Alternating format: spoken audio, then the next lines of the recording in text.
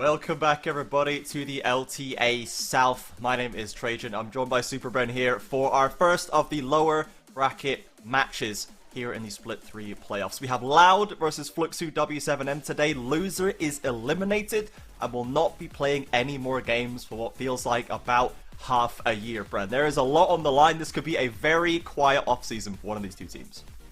Yeah, it's so much on the line for both of them because when you look at Loud, obviously with like the acquisition of Griffin, people are excited. They want to see them play, and I think we talked about this like on the podcast this week. We want to see them play. It's very exciting. Yeah. But for Fluxu, if they don't win today, they will have played less games this season than it was possible to minimum play last season. As in, the 2024 season with all of the splits combined would have had more games minimum than the most games Fluxu could have possibly played if they lose today.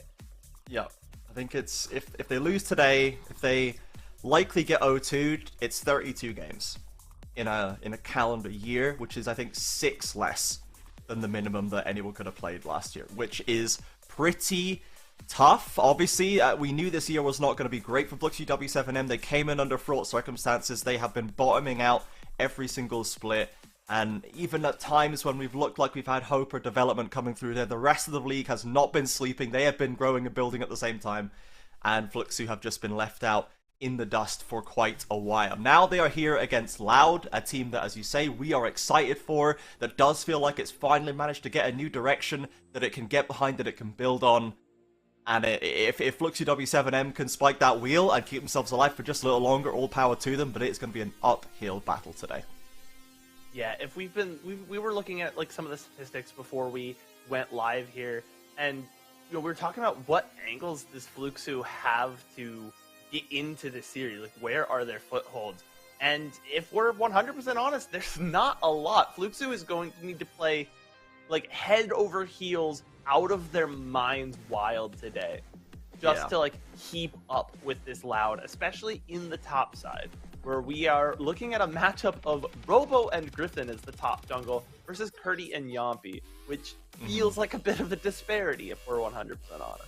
A little bit of a potential gap, that's for sure. When we were talking about it on the podcast, I was trying to decide if, when we were predicting for this series, if I'd even give Fluxu W7M a game, and I can't get past the top diff. I think Robo and Griffin are likely to gap Curty and Yampi to a degree that there will be no chance for Fluxu to win.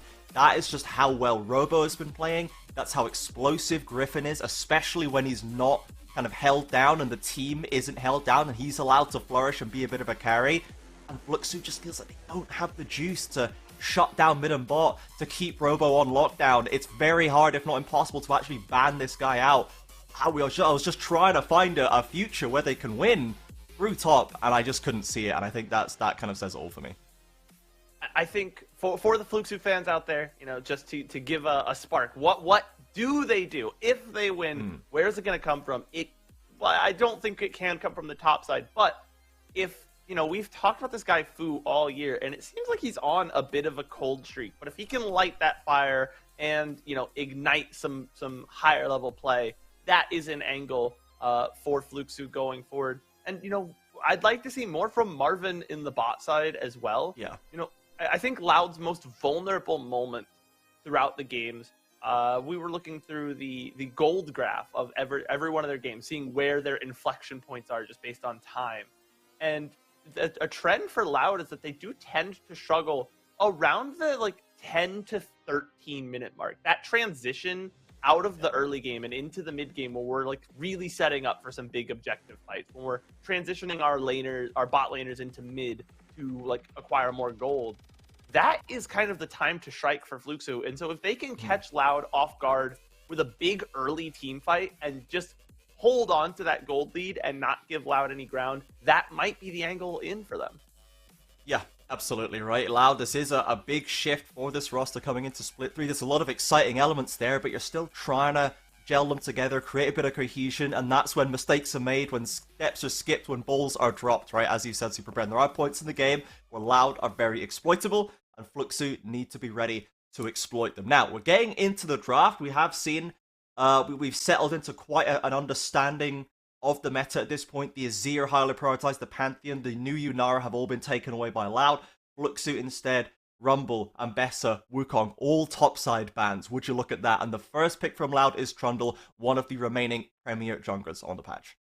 Yeah, Trundle is so good at the moment. You can really just pick him into anything. It's why you're seeing him be on that blue one, because if it's there's very few picks that he doesn't just win, straight up win, like completely in an early fight.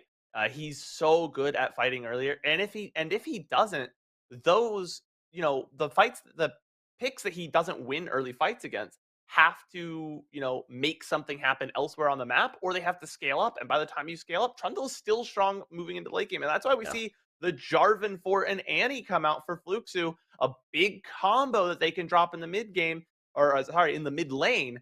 My apologies. And they can maybe use that to, like we said, accelerate some gold lead, get it onto Fu, and try and be a little explosive and play away from that Trundle. Yeah, it gives that mid jungle a lot of agency, right? The top jungle pairing for Curti and Yampi has not been able to find much of footing so far in this split. Curti can get solo kills done, but we're not able to convert it. Can Fu and Yampi do a little bit more with this mid jungle? Let's find out. For Loud, they've put Jewel onto the Rise. Very robust. Again, great follow-up, great enabling of the team, but not necessarily going to be the first carry themselves. And I think that's fine for Jewel, who is still settling in. And then a Gwen lock-in for Robo. It's a carry for Robo. I think this is the right thing to do for Loud. The Aurora being the answer for Fluxu. So they're not going to go quietly. Curti is trying to take something that can at least punish. We'll see if he's able to do it.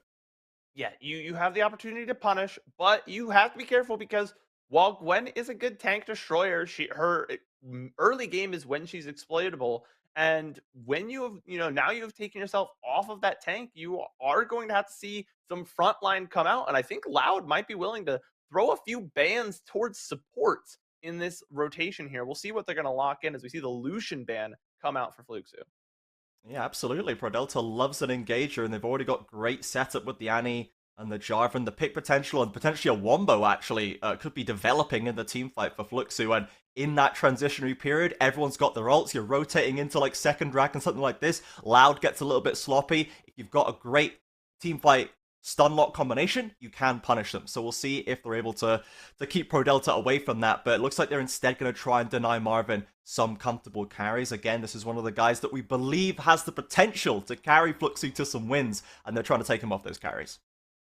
That makes a lot of sense when you have these big long distance CCs, like the flag and drag can really just snap engage kind of out of nowhere. It makes sense to get rid of something like the Kaisa that can then follow up and get the big shield on top of that to add to the wombo combo. So yeah, they're going to knock out a lot of these ADCs. They said we don't, ProDelta can pick what he picks. You guys are gonna get some big tank frontliner support. That's fine. We have a Trundle, we have a Gwen. We can deal with that. We just need to make sure you don't have enough damage, because we also really don't have a front line. And so they've denied a lot of good AD carries away from Marvin here. I'm kind of worried we're going to see like a Kalista or something coming back. We've had the AP Kalista has been created and put live by Riot, and I'm scared that that's what we're going to see from Marvin. It is just going to be the Corki, because, as you say, they need some damage. The scalers are really being denied here, and I think if you've got Jarvan, you've got Annie, you've got Aurora, they've got such great mid-game damage. I think you need to lean into that, and Corki does, right? Get an item on the board. Corki's burst can get really high, so Fluxu is going to be super strong in that mid-game, and that's where they need to trip Loud up, as you said. Yeah, I think if we were able to identify it, Fluxu has access to all of the same VODs we do, all of the same stats.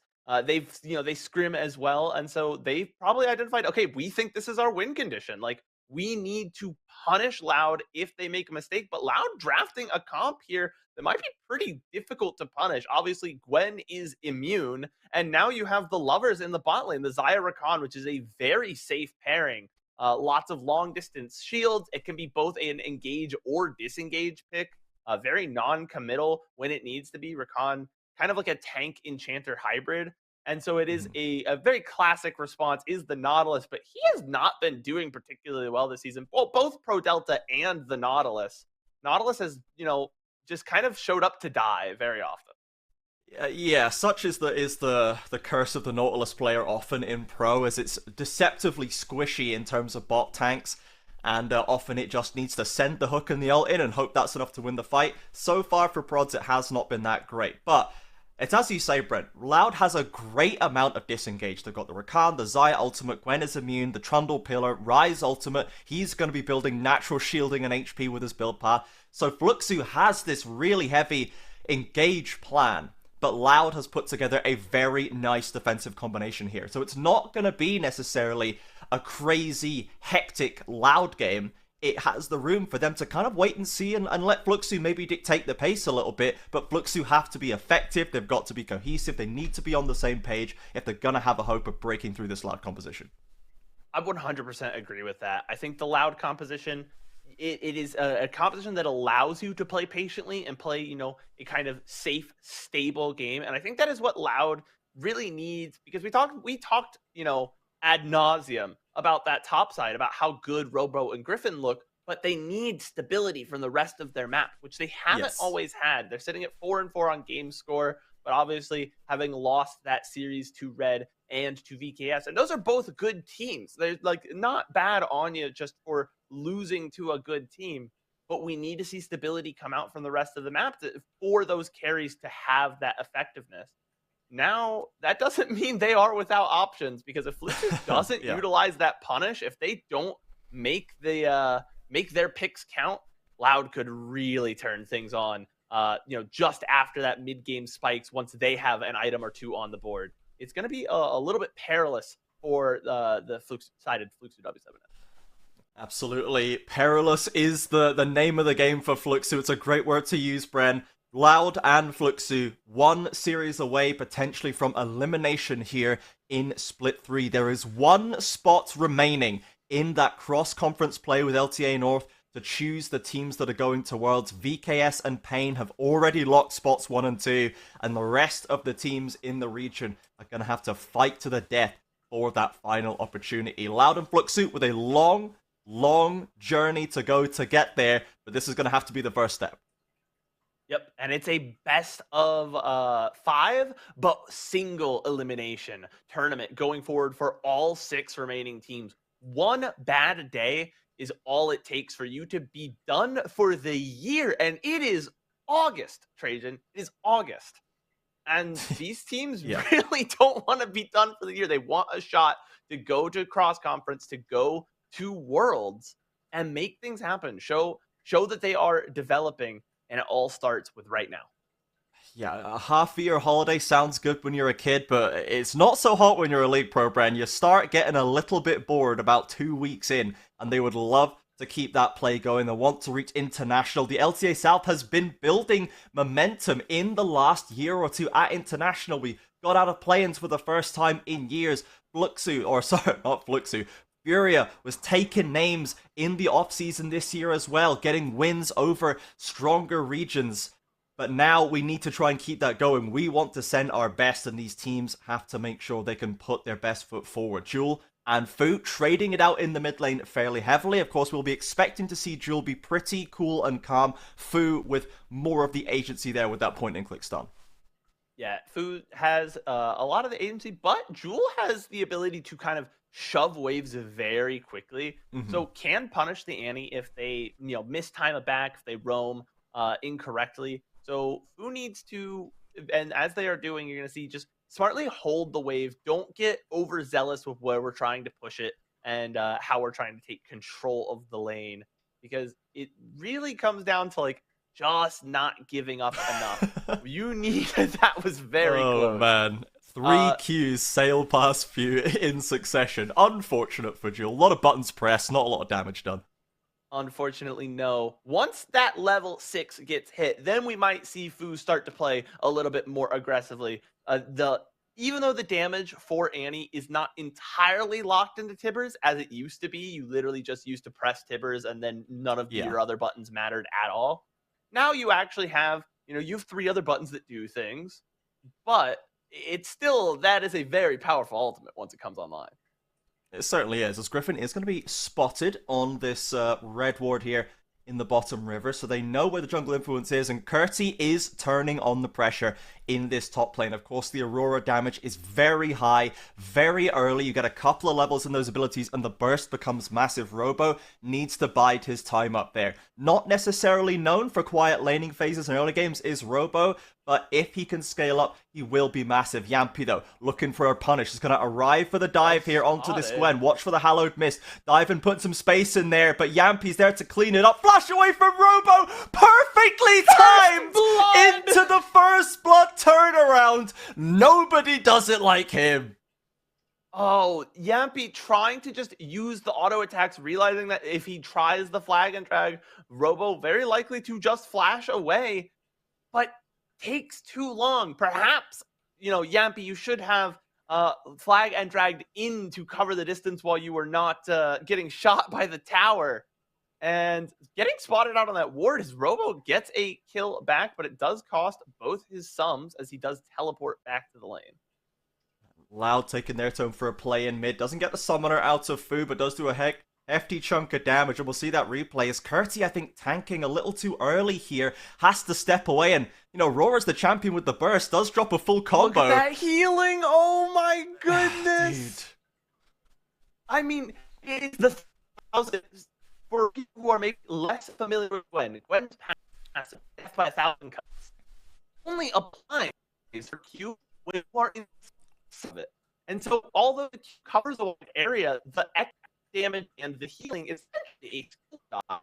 And because of that, where Yampi is, the mobility gets caught in the center of it and just enough healing. Jewel barely doesn't secure the kill onto Fu, who holds the flash. Nerves of steel in there, but Loud really putting the pressure on in mid lane. We saw that Marvin and Pro Delta are starting to get a small advantage bot lane, pushing Root and Redbird back under the tower. The hook sails wide after the Loud support right there, and they're going to get this wave crashed in. So bot lane at least is going okay, but Loud are really doing well in this early stage through mid and top. Yeah, already have the XP advantage. You can see that Jewel has gotten his level 6 already. Fu lagging slightly behind. And here's the thing, Jewel is going to be very hard to kill because you can see just dropped 2 ruby crystals and has the refillable pots. Doesn't really want to deal with Fu, who has just hit level 6, instantly bursting him out of the lane. He is rather happy as a Rise to just sit there, build for the Rod of Ages, get very difficult to kill actually. And be, again, what we talked about, a stable presence, which Loud desperately needs in the middle of the map. Luxu is going to use that bot lane priority to secure an early Drake. Normally the top side is their friend, but in this Loud matchup, Robo actually ult's being traded up there, missing the second needlework. Curti maybe doesn't need the jungle assistance. Robo's got the Q stacked up, he's one auto from dead, stepping away as the healing keeps him alive. And very tense up there in top lane. Curti still has a flash as well. Look at this healing for Robo once again. He's already back up to even HP from several hundred down. Yeah, Robo seems to know exactly how much his biscuits, how much his Dorian shield, how much his grasp is going to heal him. Just playing around the numbers very, very tightly there. Because it looks like it's a bad trade for him, and then he's back to even, and it forces Curti, to play safe, to back up and consider that Robo might re-engage him. That gives Robo the chance to, I believe, just go ahead and back, and he is on his way to the bot side. Yeah, gonna pull the swap. It is a decent CS lead being opened up by Curti, despite not being able to actually find that kill. Has been individually pressuring Gwen as they should, and Jewel is now going to take up the mantle here. Fu rotating up to meet him, and we are going to have Curti continuing to opt into this Gwen matchup to try and punish as best they can. We haven't seen too much out of the junglers. We saw Yampi, sadly.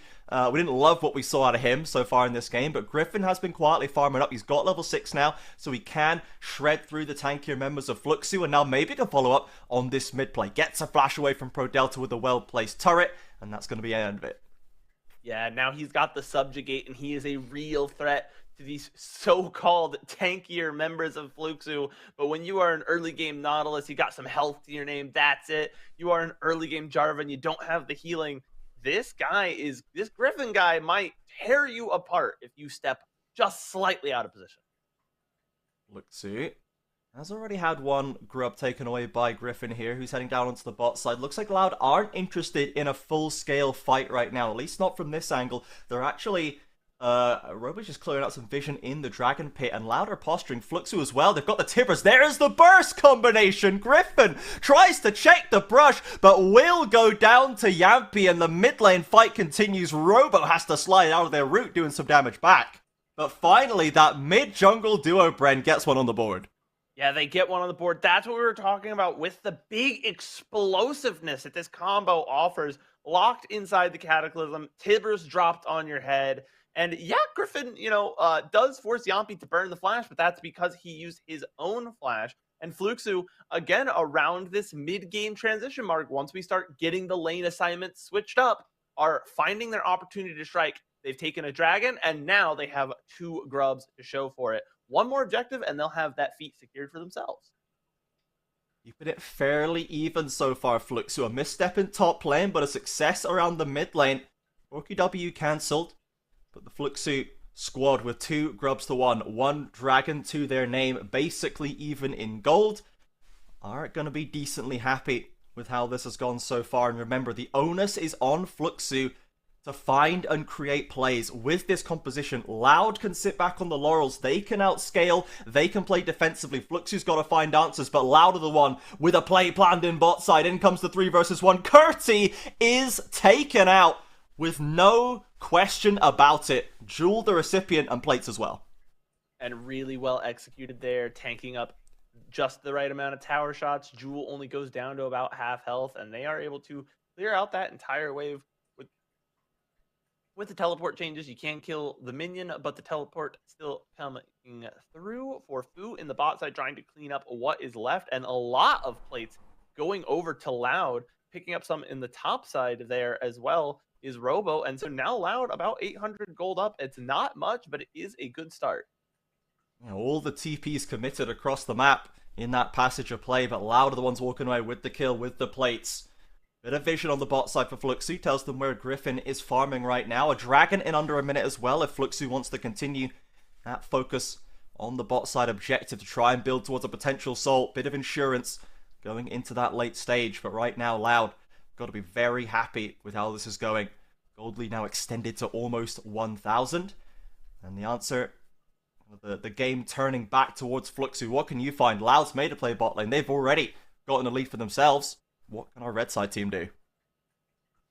They're getting vision here on this top river, but there's really not much to play for besides pressuring the enemy jungler, perhaps getting some plates in that top turret, relieving some pressure so that Curti can continue to push. But I'd imagine we are going to see the teams kind of have a meeting of the minds here as we rotate down towards this dragon. That early dragon soul, we've talked a lot about how this season it feels like, as usual, you have a lot of objective priority. Objectives is how you win games. But more so than normal, team fighting has taken a big step forward. And just like sometimes you see, like we did last weekend, where you can just end a game at 25 minutes because you won a team fight at the right time. And so we're going to see kind of some stylistic differences. Loud realizing they don't want to pressure, they don't want to fight for the dragon, going to try and get a cross map. Do not pick up the tower with Curti and Pro Delta here to defend it. And with Fluxu picking up that second dragon, I believe that's the feat secured by them with the grubs and the first 2 drakes. Now Robo, another dive coming his way, but this time it's J4 Annie.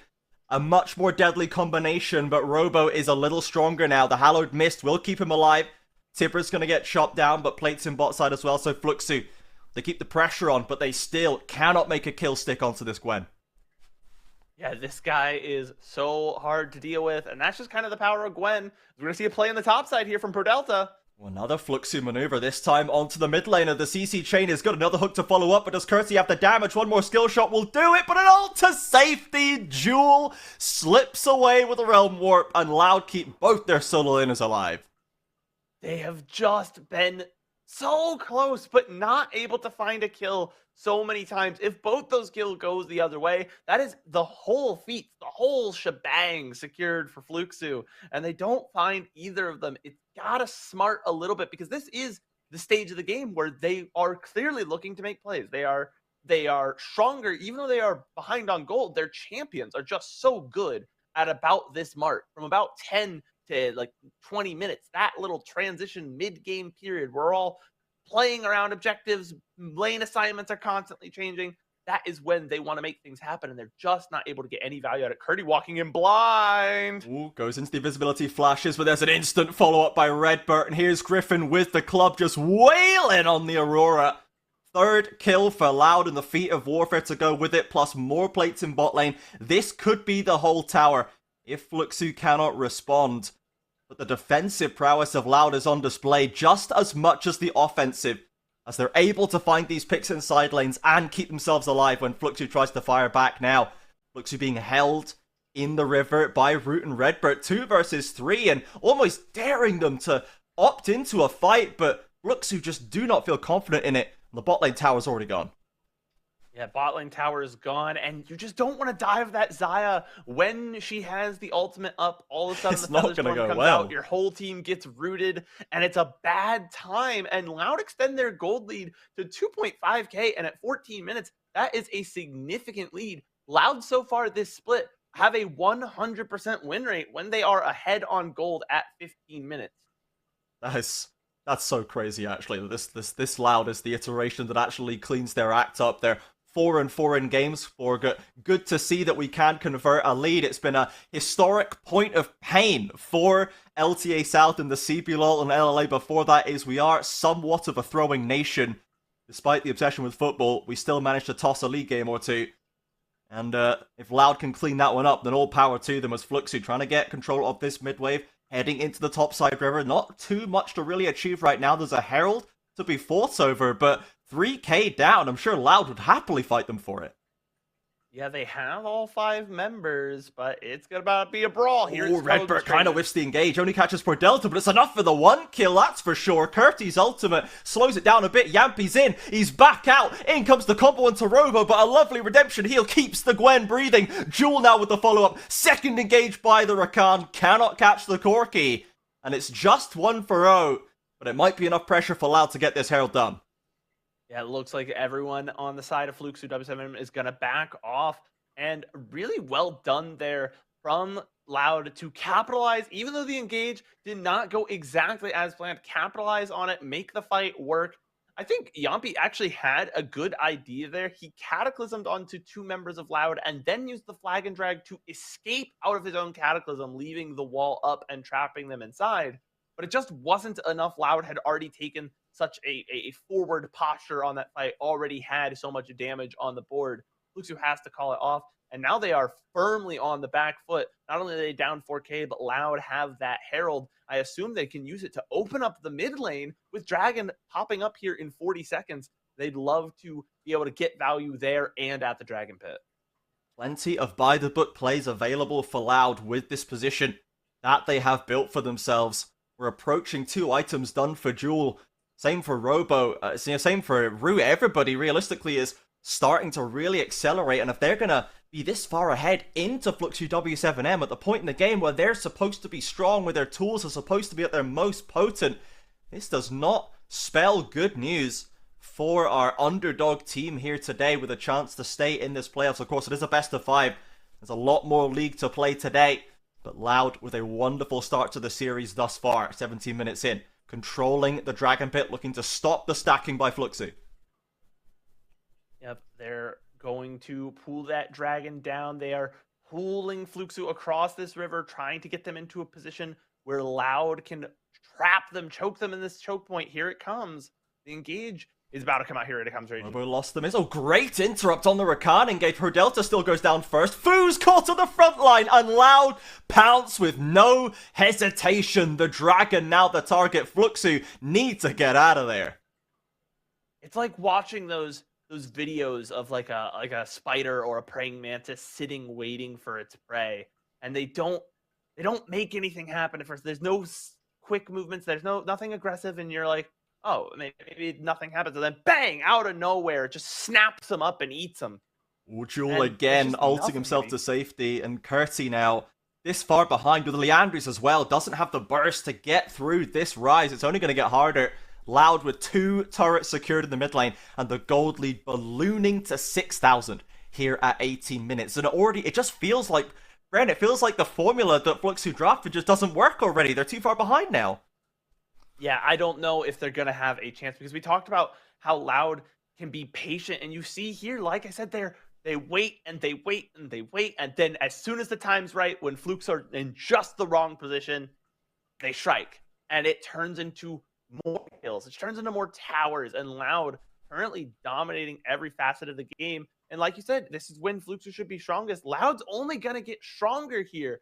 Rise is going to get stronger. You're going to see the Xayah really start to scale into the game. And I don't see the angle for Fluxu to bring this back. It's going to take something of a miracle, I fear. Yeah, the gold graph kind of says it all. It's been all Loud all day for game 1. Approaching the 20-minute mark now. The dragon stacking has been stalled.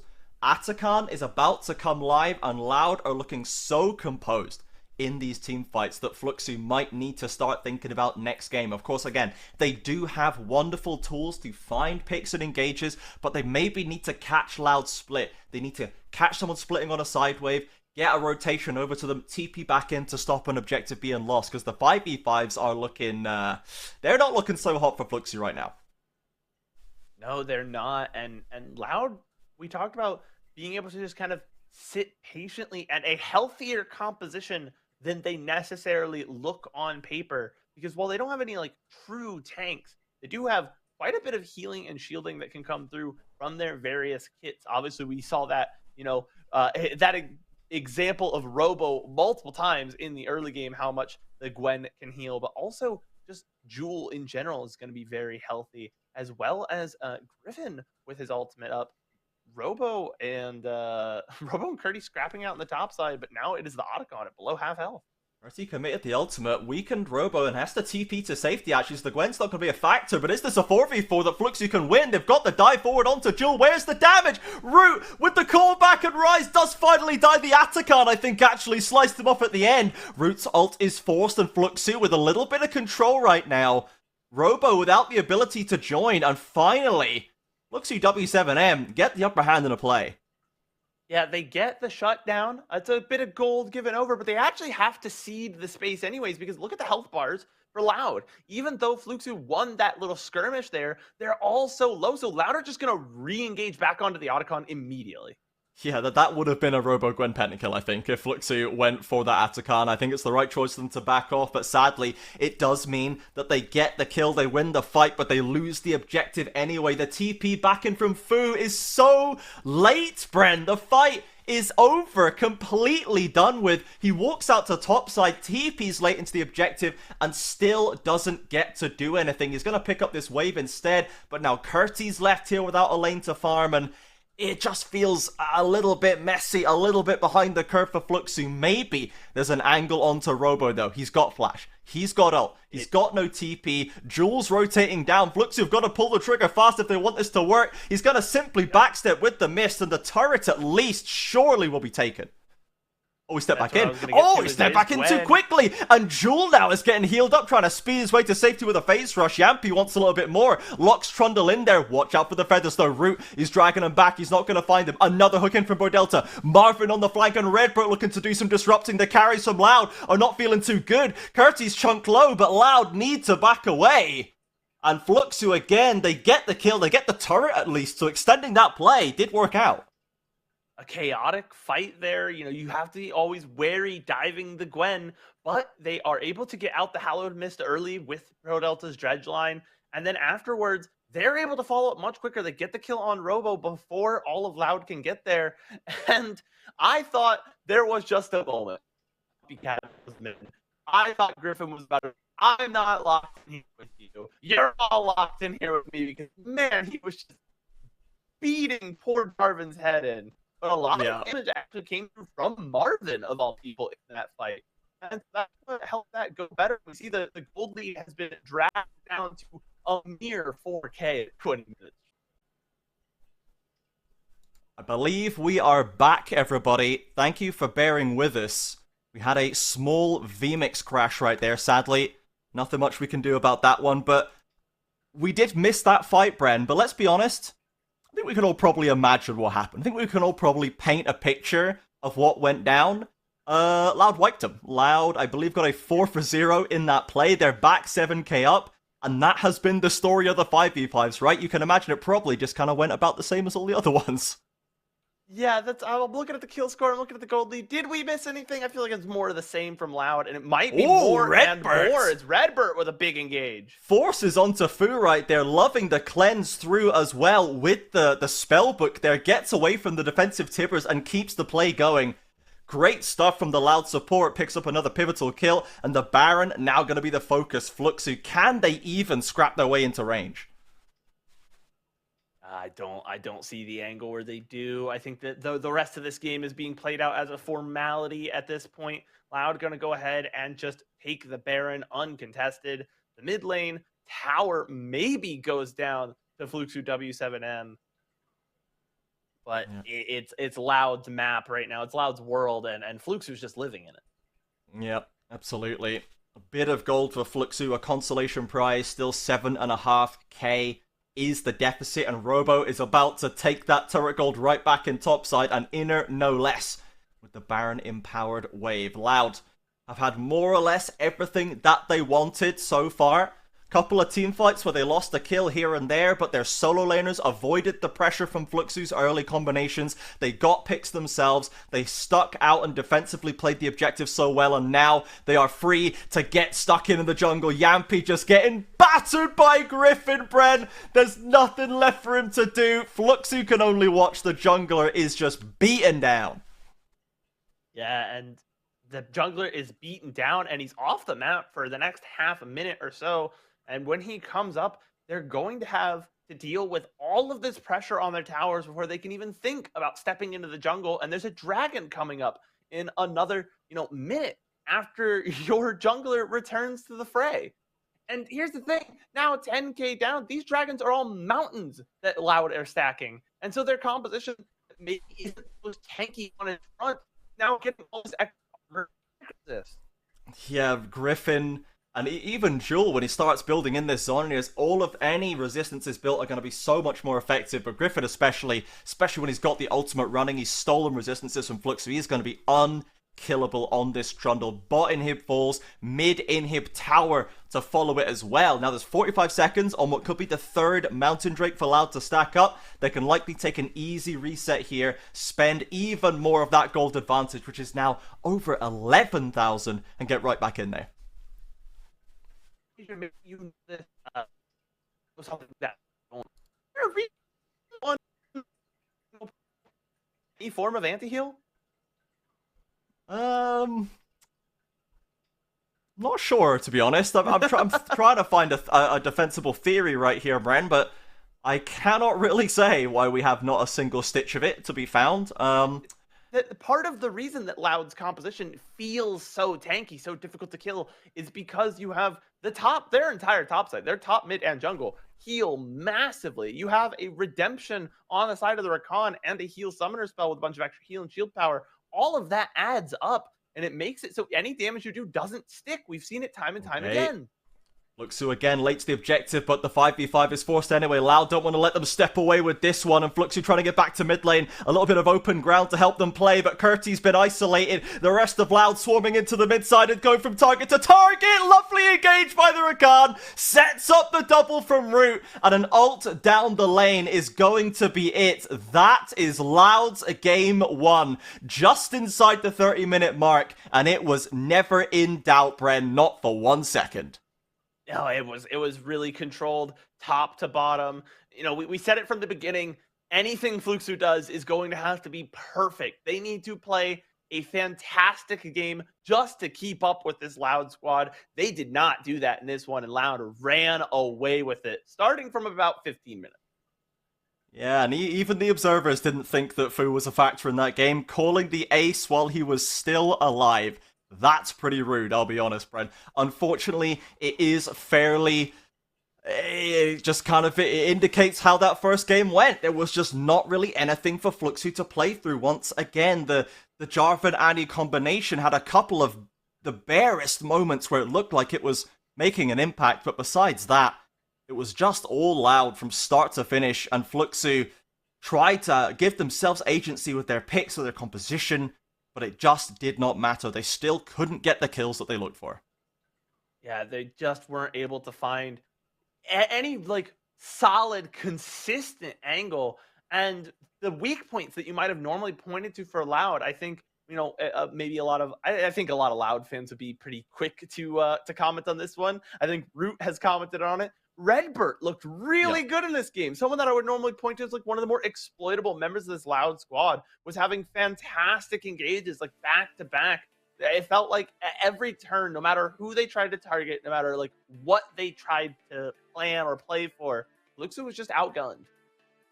Yep, pretty much across the board. It did not look close, and sadly, this is more or less what we expected. However, wasn't even just the top side. It was all across the board. Jules Rise had a very, very strong opener to this one, was almost solo killing Fu on the Annie at a couple of points, was able to escape the ganks himself, was very useful in the team fights, doing a lot of CCing, a lot of damaging, surviving a lot of pressure. So great start to this series from him.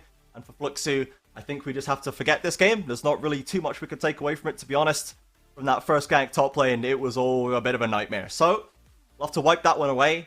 Come back again for Game 2 and see if they can find a foothold later in the series. For now, we are going to go to a short break, everybody. We're going to run a couple of ads to get rid of those pre-rolls for our new viewers. And we'll be right back here with more LTA South playoffs after the break.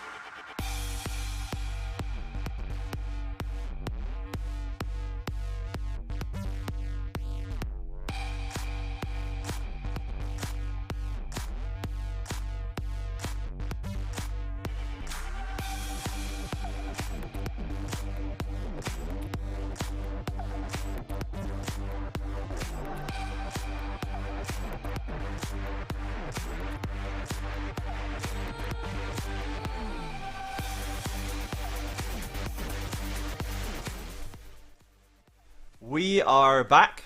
Welcome back, everybody, to the casting desk. Loud with a kind of a perfunctory game one, locking up a pretty easy win against Fluxu. Lovely reaction with the defensive comp to counter the aggressive options that Fluxu had drafted. They got away from the early plays, managed to make some of their own, and then completely smashed the team fights. Tip-top stuff from Loud. Yeah, I got no notes, Trajan. I'm sitting here thinking like, you know, any game you've got room to improve. And I think I saw someone in chat saying like, so we're not using this as a measuring stick for Loud. And while I do get where you're coming from, because like, you know, it's Fluxu. I'm sorry, Fluxu. I don't want to say it like that, but it's true. Yeah. You do. Hey, sometimes you can only play the team that's in front of you, and putting the correct team into the dirt and playing like that, like if you can have a no notes game against a team where there should be no notes, that's good. Yeah. You know, we Loud didn't trip and fall on their face, and that's good. Yeah, like every major region around the world has these games where the bottom of the table teams can trip up top table teams, and that's largely the top table team's responsibility to be able to win those games. You know, you should be better. You should be able to avoid making the silly mistakes. Silly mistakes is what get exploited at higher levels of competition. You shouldn't be letting a weaker opponent in these ways. And Loud looked very, very buttoned up. They have been growing quite quickly, I think, so far with this roster. We had a lot of high hopes for it, and it did come in around the middle of the pack, which is more or less, I think, was the realistic expectation for it. Some people obviously were hoping for it to be higher, some had less faith, but I think middle of the pack is about right, and it has at least tracked with reality. So it's not confusing us in that way. The things we think they're good at, they're good at. The things we think they're struggling with, they're struggling with. So it is at least existing on the same plane of reality, which is sometimes more than we can ask of Loud in previous iterations. But it does make me confident that they can keep building and improving if they are at least playing on this very stable platform right now. The lanes look solid. The jungle's got a lot of potential. So let's just see what they can do.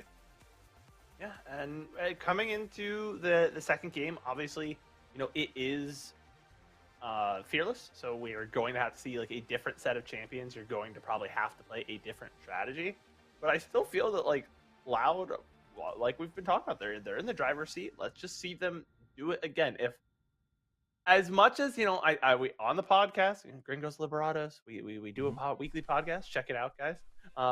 You can find it on our YouTube page. You can submit questions for it in our Discord. Sorry, it's my shill. Contractually obligated to get that in. But as much as I talked about, like, I do want to live in the timeline where Fluxu like has a good game, and I'm not convinced I'm living in. I think we're living in my opinion, we're probably living in the good timeline. Actually, I think the Loud 3-0 is healthier and shows a stronger like growth for the team. And I think it gives them a lot of confidence to move forward. But now we get to see the draft coming out.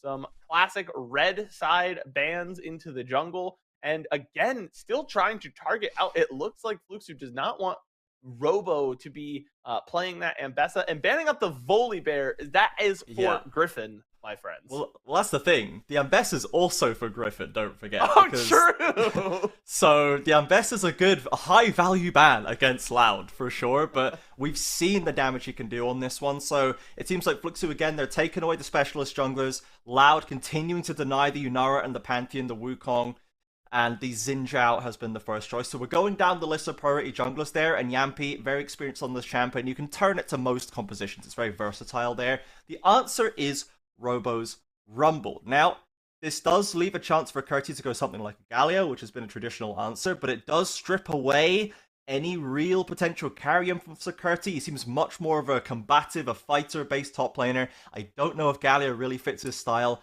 but I also don't know if you're going to outfight Robo, so maybe you just have to take the L. Yeah, and a lot of tanks don't like Rumble either. Having all that percentage health damage and magic resist shred makes him really tough to deal with no matter what you end up playing into him. And it looked like Galio will be that answer. And it makes sense, as much as it's not the flashy pick. It is probably objectively the correct one. And because of the changes in bans, we might actually get to see Marvin play an ADC he's a little more comfortable with in the Kai'Sa. Yeah, something with a bit of skill expression, plenty of carry potential there as well, so I like this choice for him. Into a very early Sivir pick for Root. Now, old head Root fans will know that this Sivir pick is very close to the heart, I think, of Root, with that famous Jin Air 70-minute base defense Sivir moment that lives on in the annals of League history, and Sivir now very much back in the meta, very strong right now. The choice is going to be pairing up with Redbird's Alistair as well. So another great defensive combination there. Robo with a carry champ, but into a bit of a neutralizing influence. So Fluxu, so far, I'm liking what they've done and what they've put together. Now we'll see what support Pro Delta's going to have. He loves engages. Alistair's a great anti-engage. So I don't know, it's going to be maybe tough for Pro Delta into this matchup, but he does have some off-meta picks as well. Perhaps he can find an angle to kind of destabilize that. It's like not a good pick, but I love Poppy into the Alistar just to deny the headbutt engage, because it's really funny because he flies at you at like Mach 11 and you just press one button, he just stops dead. Brick wall. And it's really funny to me. That's it. No real analysis there. I just think it's funny. No other value except for comedy, basically. That's what the Poppy is really bringing here. Which, you know, is always valuable, to be fair. You could also still just give it to Yampi and then put Gifu the Galio and do a hot swap, put Xin top, do some crazy stuff. But we're into the second round of the ban, so the Sylas taken away, the Azir as well. More priority mid lane is taken away from Fu. Now that they are trying to take that second carry off. Maybe put all the pressure on Marvin to have to be that sole late game influence, as Fluxu instead trying to thin out more jungle picks for Griffin. Yeah, really targeting down that pool, and that Orianna ban might be indicative of what they want to do.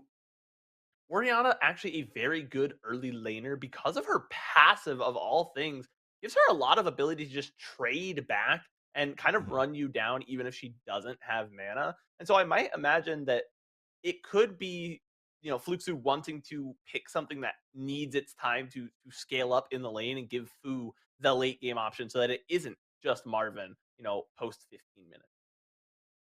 I like that Root is feeding into the fandom of hovering every zany jungle pick you can imagine, from Briar, Shyvana, all of this, and then we do settle on the Viego, so it is more or less back to basics, but this is a very different speed for Griffin. This is carry, reset heavy. You want to be the one picking up all the kills in the fight, and then Root can come through and help out, just dealing damage across the board. So the team fight influence is quite strong for Loud. They don't really have much front line. It's just the Alistair so far. So we'll see if maybe if Jewel as the last pick has a bit more defensive options they can offer there. Of course, the Orianna already denied. Talia already denied, as Fu picks up the Ahri. So again, quite versatile. Can carry. Can also do absolutely nothing. So we'll see how that goes for him.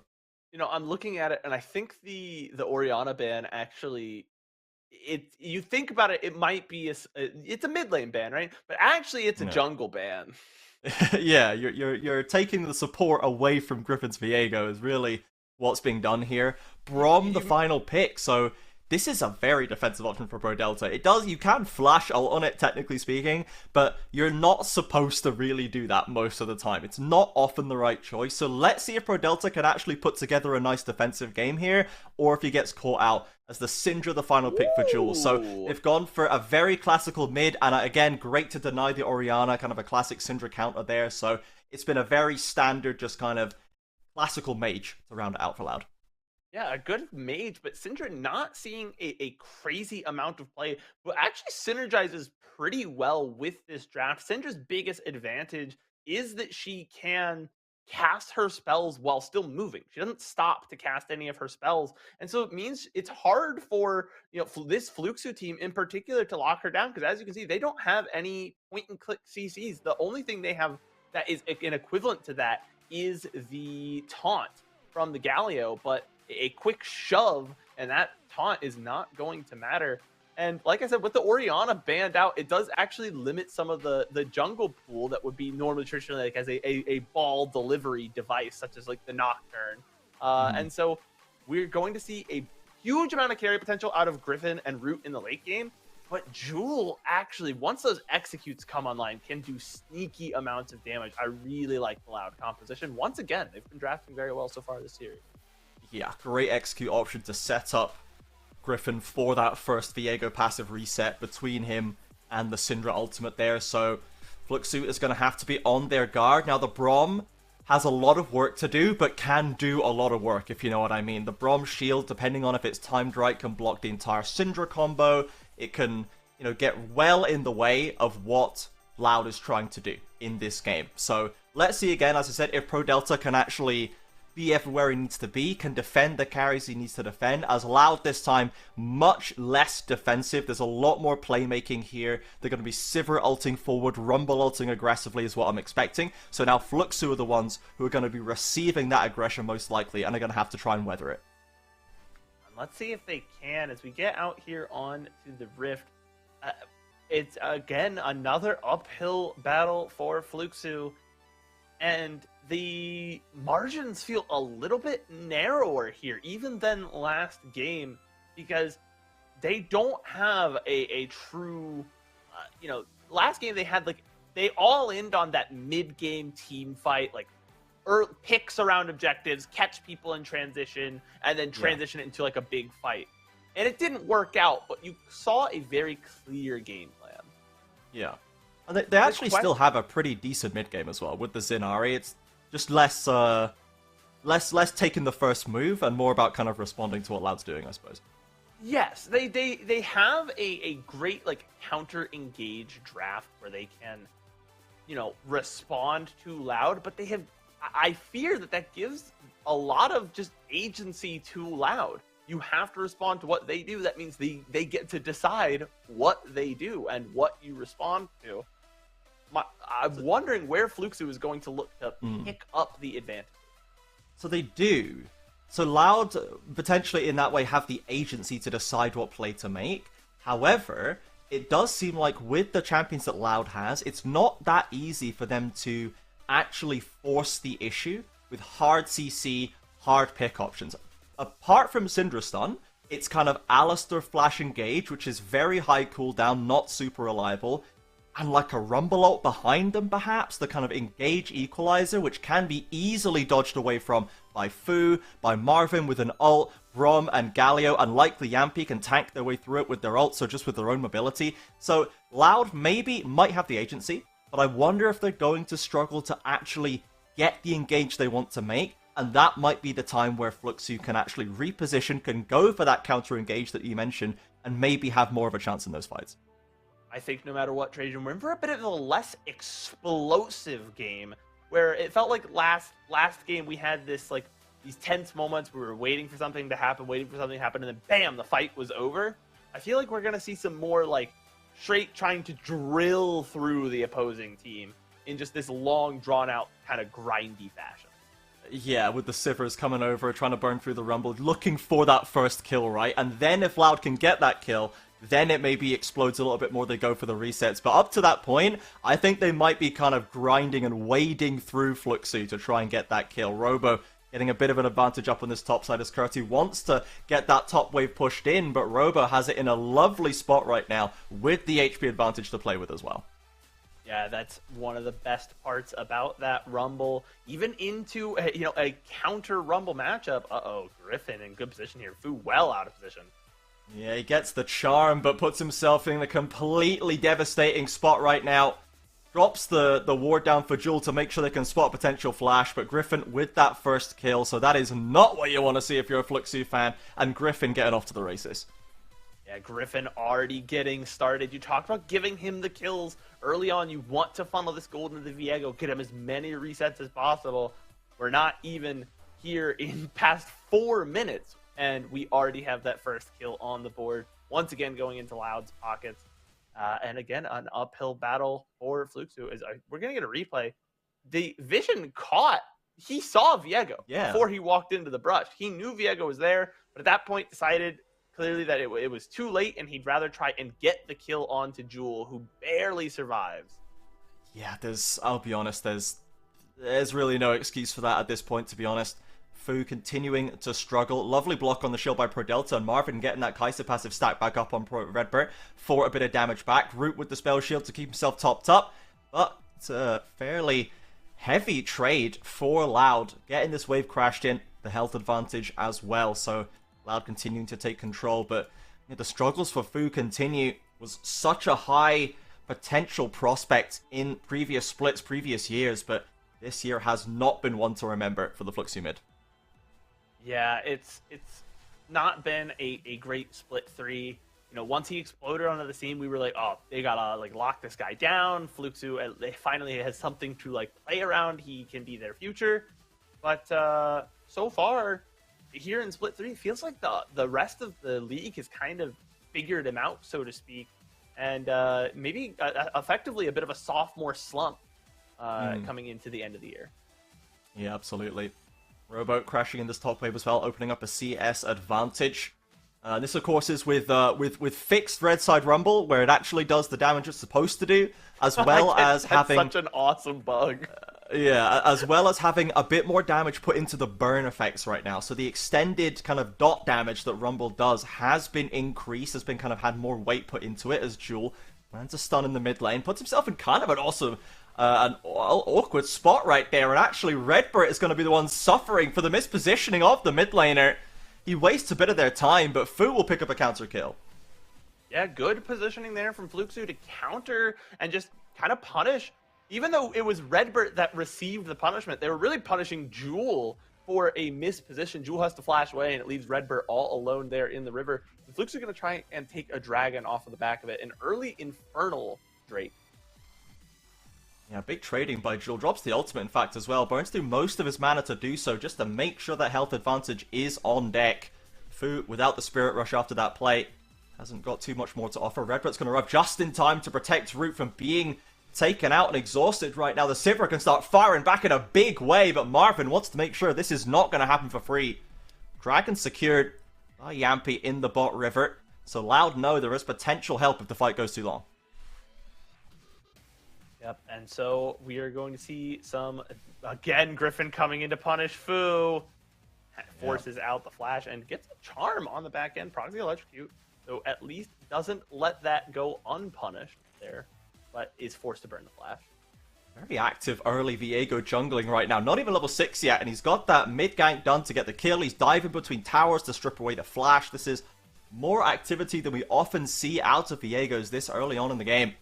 But that's just Griffin for you. Very, very exciting player to watch. As Loud now, maybe looking to punish Marvin. There's no prods this time, but Marvin has Ghost, has Flash. No Killer Instinct.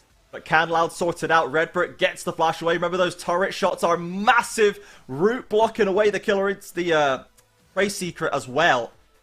Redbird would have survived it, but at least Root, you know, a friendly gesture, a good turn for the support will help them do the same for you. But Marvin, well executed there, well timed on the flash, and keeps a summoner for himself. Is able to keep the Ghost up. Redbird has to back. Maybe they can find some play onto Root in the meantime, but I imagine the Sivir is going to be more than safe underneath her own turret. As we're looking across the map, Robo has continued to kind of just control this top side, maintaining that about 15 CS lead there. And once it gets out of laning phase, once we get that Rumble into the team fights with the Equalizer, that is when he's going to be at his most dangerous. And Fluxu still kind of waiting for something to happen on the map that they can take advantage of. They were able to find that pick on a Jewel. They got a dragon off the back of it. But Loud essentially have kind of re-established, you know, their pace of play and their control, it feels like. Yeah, opened up a nice tidy lead for themselves as Redbird aggressing in the mid lane onto Brodelta's Braum. Dives back to Marvin and heals as well for good measure. Has now got the level 6. If any more pressure arrives his way, Rub's secured by Loud. So Fluxu know that Viego's on that top side. Curti certainly knows Viego's on that top side. He's arrived in his lane. They're going for the 1v2 dive. Griffin drops the Heartbreaker, but Curti manages to almost do what Robo did to them in game 1. Griffin escaping on a sliver, but gets the ult completed. And now that top tower is under massive threat.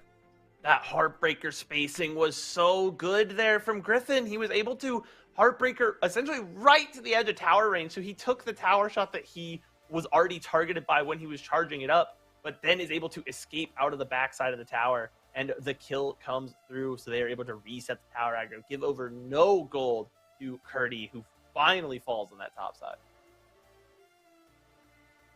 Lane waves crashing in for Fluxu. Marvin has been able to stay even with Root and gotten away from potential danger himself as well, so the Kai'Sa scaling up well, but Jewel now under threat. Yampi's there with Fu, with the ultimates there, and the Syndra is just completely trapped in the minion wave. Fu is going to pick that one up. This is the mid-jungle power of Ahri and Xin Zhao. They can make this stick, and despite that early mistake from Fuzari, he's now 2-1 up, and he's got the lead.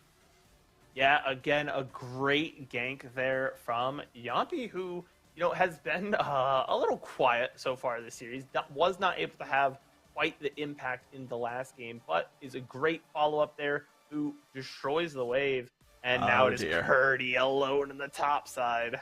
Oh dear, just wants to crash a wave, does my boy Curty, but sadly Loud has absolutely no interest in allowing that sort of business. Somehow, Redbert manages to steal that one in a 1v3 in the alcove. Probably didn't need to do that one, my guy, but that's still fine. A kill is a kill is a kill, and Griffin going to walk away with an assist at least. Root and Jewel now getting this push into mid lane as Fu picking up the wave in bot. So Loud with another successful play. I'm trying to think of a gank that they've attempted that hasn't worked in like this entire series so far. It seems like when they call a play in the early game, they have such a high success rate, and the same just cannot be said for their opponents. Whoa. This teleport is criminal. Yeah. Curry is so dead. Yeah, that is a little bit lax right there. Straight back into the top side, straight back to the grey screen, and his turret disappears for good measure.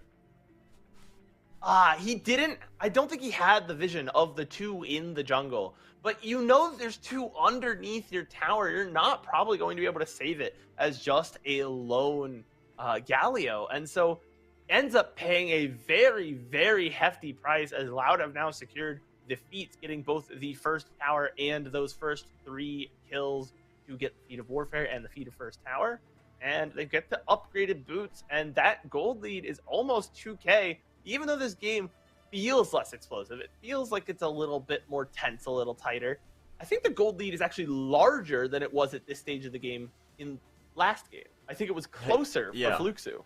Yeah, it was more about Loud kind of slipping away from the attempted maneuvers of Fluxu, but this time it is Loud generally making the moves, and they're just more successful when they make them, Brent. They're just more polished, more practiced, they're better prepared, and they're getting more value out of it. We can see the pro view here of we're gonna watch Curty's pro view of him dying and then TPing back. Don't do this to him, man. This is very rude by the observers. They're gonna fast forward too. I guarantee you, they're gonna fast forward through his gray screen, and then we watch him teleport. Or I guess we're just gonna... Oh no, here comes the fast forward. No, man. Okay, I knew it. Don't do this to him. He can see one. Yeah, you can't see. He can't see. He actually only sees the rumble. One.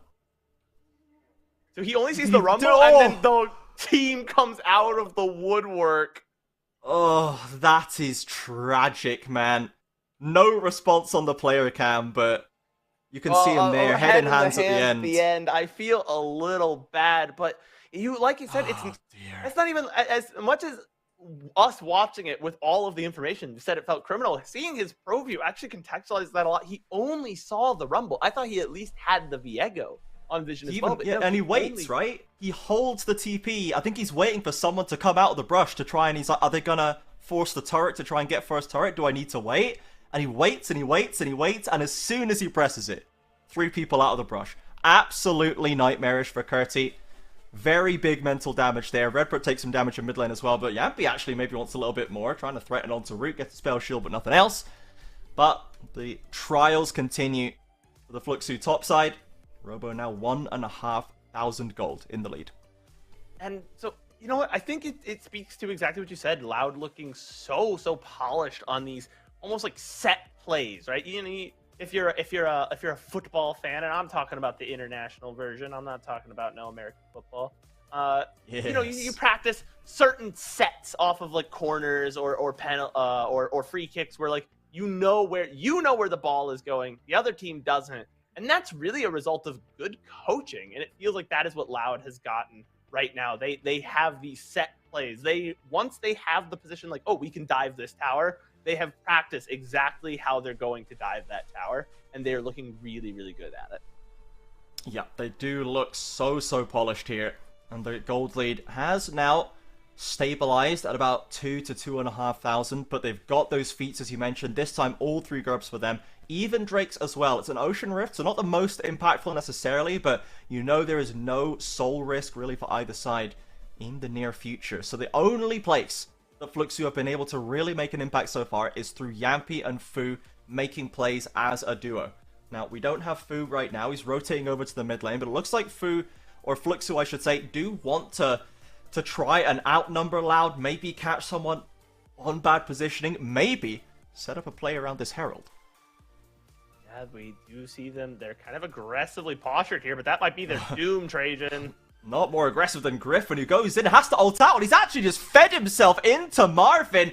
Big damage from Jewel, the lovely scatter of the week, and the last tick of the ult eliminates the Ahri. Yampi with a re-engage, looking for Redbird, does find that kill, but likely trades his life for it. Jewel and Root waiting. Jewel, in fact, flashing to try and get purchase onto Marvin, but cannot quite find it. The Q is there. Brodelta is in to slow them down. The W doesn't land. Brom hitting the Qs. He needs to get away from the Q. Back to Marvin he goes. And Jewel cannot find another. So Fluxu actually come out pretty decently from that exchange. Yeah, a 2-for-2 trade, and when you're behind as much as Fluxu are, even trades are winning trades, because if the gold lead stays, if it stays as it is, right, and the gold lead does not grow, then eventually that gold lead means less and less. A 2,000 gold lead right now is pretty devastating. A 2,000 gold lead in 20 minutes isn't going to matter so much, and so they're able to find, you know, just some good damage onto Griffin, who can't get away. Good use of the ultimates there, but look at the health bars that get traded back, and look at that damage from Jewel. That is why they get sent fleeing. Is, man, that Syndra is scary at this stage of the game. Yeah, that was such a beautiful E from Jewel, and the exact damage on the ultimate there actually tags Marvin with the stun and the Q. Cannot quite get the last skill shot needed, but ultimately that fight was pretty much saved by Jewel after Griffin got a little overzealous on that flash stun in. Now, as happened in the last game as well, despite the play not actually going in favor of Loud at the time, they come out ahead in the tempo war. Back on the map they go, and the Herald is still theirs. Oh, Root's ulted. Robo's ulted. Everybody's getting into rage, and Marvin, there's a Galio ult coming in, but it's not enough to save him. Curti and Yampi try to fire back. If they can get the shutdown onto Robo, that would be a great start. Root's not that strong just yet, but Fluxu, they're separating. They're splitting. They're getting pulled apart by Loud, and the turnaround completely fails. Root, now untouched, can continue the chase. Into a charm he goes, but Jewel again with a scatter the week, just clipping Fluxu, and they pick up one more escaping member. And there was a moment there, a brief, beautiful moment where I thought, oh, wait, Fluxu, they're doing the counter engage thing. They're gonna, but they had lost too much too early. That equalizer found a lot of value, and even though Robo goes down for it, his team is able to clean up afterwards, pick up a bunch of kills, get a dragon to boot, and Loud, again, just looking so good when they are operating together in these situations. We can see here, as the ult comes in, it buys time, but the health bars don't get low enough. They're just not pumping out enough damage here onto anyone except Robo. Most of Loud is very healthy, and it's actually Fluxu who just lose so much health during these, you know, trades, during these engages. And Fu only really dealt damage to Redbird in that fight. He ults in, and charms and Qs, and ulted Alistar achieves absolutely nothing and backs away. We needed Fu, I think, to dive in deep, to secure the kill onto Robo, to put real pressure onto Root or Jewel. The Ahri just did not have any impact on that play. Fluxu crumble, they stumble back to their side of the map, and they lose Curti in the process. So Loud now growing the gold lead. It looked like Fluxu had stabilized for a brief moment there, but now Loud continues to run away with it. The Dragon picked up on the backside of that exchange as well, and the lanes beginning to inch their way into Fluxu's side of the map. We are no longer really contesting the river. That's just Loud's territory. Yeah, and what's interesting if you look through the gold lead is that about half of that gold lead is just Rumble. Just Rumble. Yeah. Just absolutely, because not just because Robo has had a high amount of kill participation, has been kind of omnipresent at all of these plays, but because a lot of the plays have been made against Curti, and he's not really had a chance to do much with this Galio. And when you do that, when you isolate a bunch of your gold lead, your gold difference into one role, it ends up in a result like you have here, where a Rumble with an item and a half and full boots is going up against a Galio that essentially just has one item. He's got a couple of components. He's got like basic baby boots, but beyond that, we talked about the changes to haunting guys being, you can only purchase one at a time because it is such a stat efficient item. Effectively, Robo has like 2 whole items because haunting guys is so good, and he's going up into Curdy, who barely has one. Yeah, it is a truly impoverished Galio top in this game. Not what we want to see, as Loud trying to check this brush. They are going to find 3 members of Fluxu there, and they can rotate quickly over. Fluxu, not in the best of spots right now, but they'll escape back to safety for the time being. Robo DP'd in. Redbird actually bounced into danger, gets clipped by the charm, and has to pop an early ultimate to get away. Yeah, has to use the Unbreakable Will, that's a big tool because it means he's not going to be very tanky this next fight. Alistar, without that ultimate, dies much quicker than you'd imagine. If they can get all 5 members there, maybe the Galio. Oh my word! But it is too slow. Oh my goodness! Here comes disappears. The No Galio ult. The button not even being pressed. Because what's the damn point, Bren? It's just over. The fight is done. Loud catch Fu, one of the most important members, the only member to previously be on gold parity with their opponent, and they take him out first. The Atakan is absolutely free on the backside. This is this is a tough one, man. If you are a fan of a league with high parity and skill being even between all members, as Curdy might pay the ultimate price here. Curdy has made a bit of a miscalculation here. Perhaps is going to Justice Punch to safety. There was no ult quite ready available for Jewel yet again, but Atakan's down. Robo even sneaks away the top inner as well. And we'll see a replay of that fight. It looked like Fluxu was able to posture decently, but again, it's a dual stun. It's a scatter the weak. Bren, I was saying that the only tool it feels like Loud has to make catches is the Syndra E. This is not a reliable option, but in this game, it feels like it can't miss.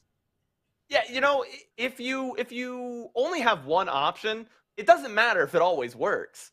Yeah. Poor simple Jewel always chooses Scatter the Weak. And Scatter the Weak can't beat that. Literally cannot beat that, It just works 100% of the time, 100% of the time at this point. Like, this is just completely flawless gameplay. And Jewel, again, with this Blackfire into Cosmic Drive, as is the kind of prevalent build for Syndra. He's got so much cooldown reduction built in. The ability haste is very high. He can just spam out these stuns and wait for one to connect. And another one connects. He does not miss. And you see, just that one little trade took about, a fifth of Curdy's health. And that's the tankiest member of Fluxu. No one else can even stand up. If they get even breathed on, if they get touched by Jewel, by a random Q or a Scatter of the Weak, they can die so fast that we've seen multiple times. But here we go. We might finally have an engage in Fluxu's favor. They're forced onto Loud, and they got some ults defensively. Both teams walk away without full HP. Fu wants to get stuck in there, but remembers what happened last time and simply backs away. So ultimately, Loud, they trade ultimates, but they can still peel back for the dragon, put themselves on Ocean Soul Point.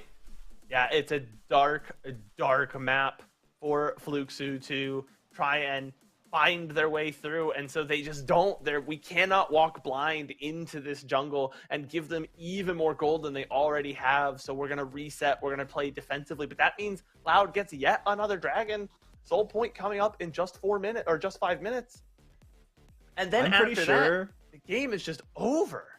If you reversed the gold graph and you made it blue again and overlaid it over game 1, it would be almost identical. Like, in the exact same way. It's a steady tick up for Loud, and then these bursts of teamfight that give them a little step further ahead. It is such a similar report from game 1 to 2. Fluxu just cannot crack this Loud roster right now. Occasional kills, as Redbird might give them one. Jewel's got a stun on the backside, but it's not going to save the Alistar. That's at least going to slow Loud down for about 30 seconds or so. Yeah, they get a kill onto the Alistar. That gives, them some space, but they still have to be careful because of how explosive Loud's comp is. Mispositioning is still deadly. It is still a terrible sin, and across the map, they are still losing on the pressure battle, losing on the tempo battle, even with a member up. And so it's just Fluxu trying to... They're on life support right now. They need to find a huge fight at one of these objectives, or I think we might see this game end in a very similar fashion to the previous one. Yeah, Fluxu looking for the odd pick here and there. Keeps themselves going right now, keeps their hearts beating just for a little longer in this game too. Game 1 ended just shy of the 30-minute mark. We're now at 25 with a Baron spawning, and Loud looked like they would like to take up position. Get this objective on the board. Fluxu wants to contest them. Fu's in with the stun, but Redbird held the ultimate in the last play. Griffin dropping low, wants to get the reset. He can't be kept alive. Marvin makes sure of that, and now Redbird abandoned again. 2 for 1 so far for Fluxu. If they can keep the chase down, Robo ultimate will slow them. Marvin burns to a crisp, and the Loud solo laners fly in to clean up the mess, to turn round what could have been the comeback play for Fluxu. Trajan, my face right now, my jaw is at the floor. I was completely dead silent, locked in. I'm like, Fluxu's doing it. They're doing it. Oh no. Oh no. Because it looked really, really good. They opened up the fight with a kill onto Griffin. That is the member you want to take down, prevent those resets. They then move on to take out Root as well. That Sivir who can just tear you apart in team fights. And I'm like, okay, here we go. And they just aren't able to avoid the damage.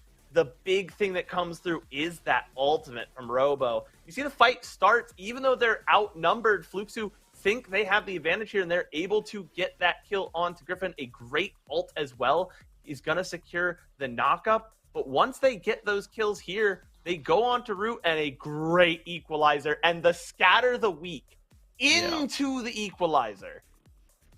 Yeah, it's just phenomenal. A Bloodletter's Curse Stop Rumble. He's already shredding the magic resist, and then round comes Jewel with a massive scatter of the week again to take down Marvin. So he cannot carry anymore. Root as well, you can see, doing huge amounts of damage in that play. Was not the main character, at least not visibly, but Griffin, again, is under threat. Robo now did a defensive equalizer as Fluxu tried to reposition, but Loud are streaming into the jungle. Yampi dives onto the front line again, but the team just cannot quite break through. Fu is already too low to continue. Marvin's been taken down as well, and this time, it is a very different story. Loud sweep aside 3 members of Fluxu, and now they're pushing for inhibs. Yampi is able to find a couple of good, like, CCs and good, like, quote-unquote, engages in a vacuum. But when you look at the way his team is positioned, there's just no way they can follow up.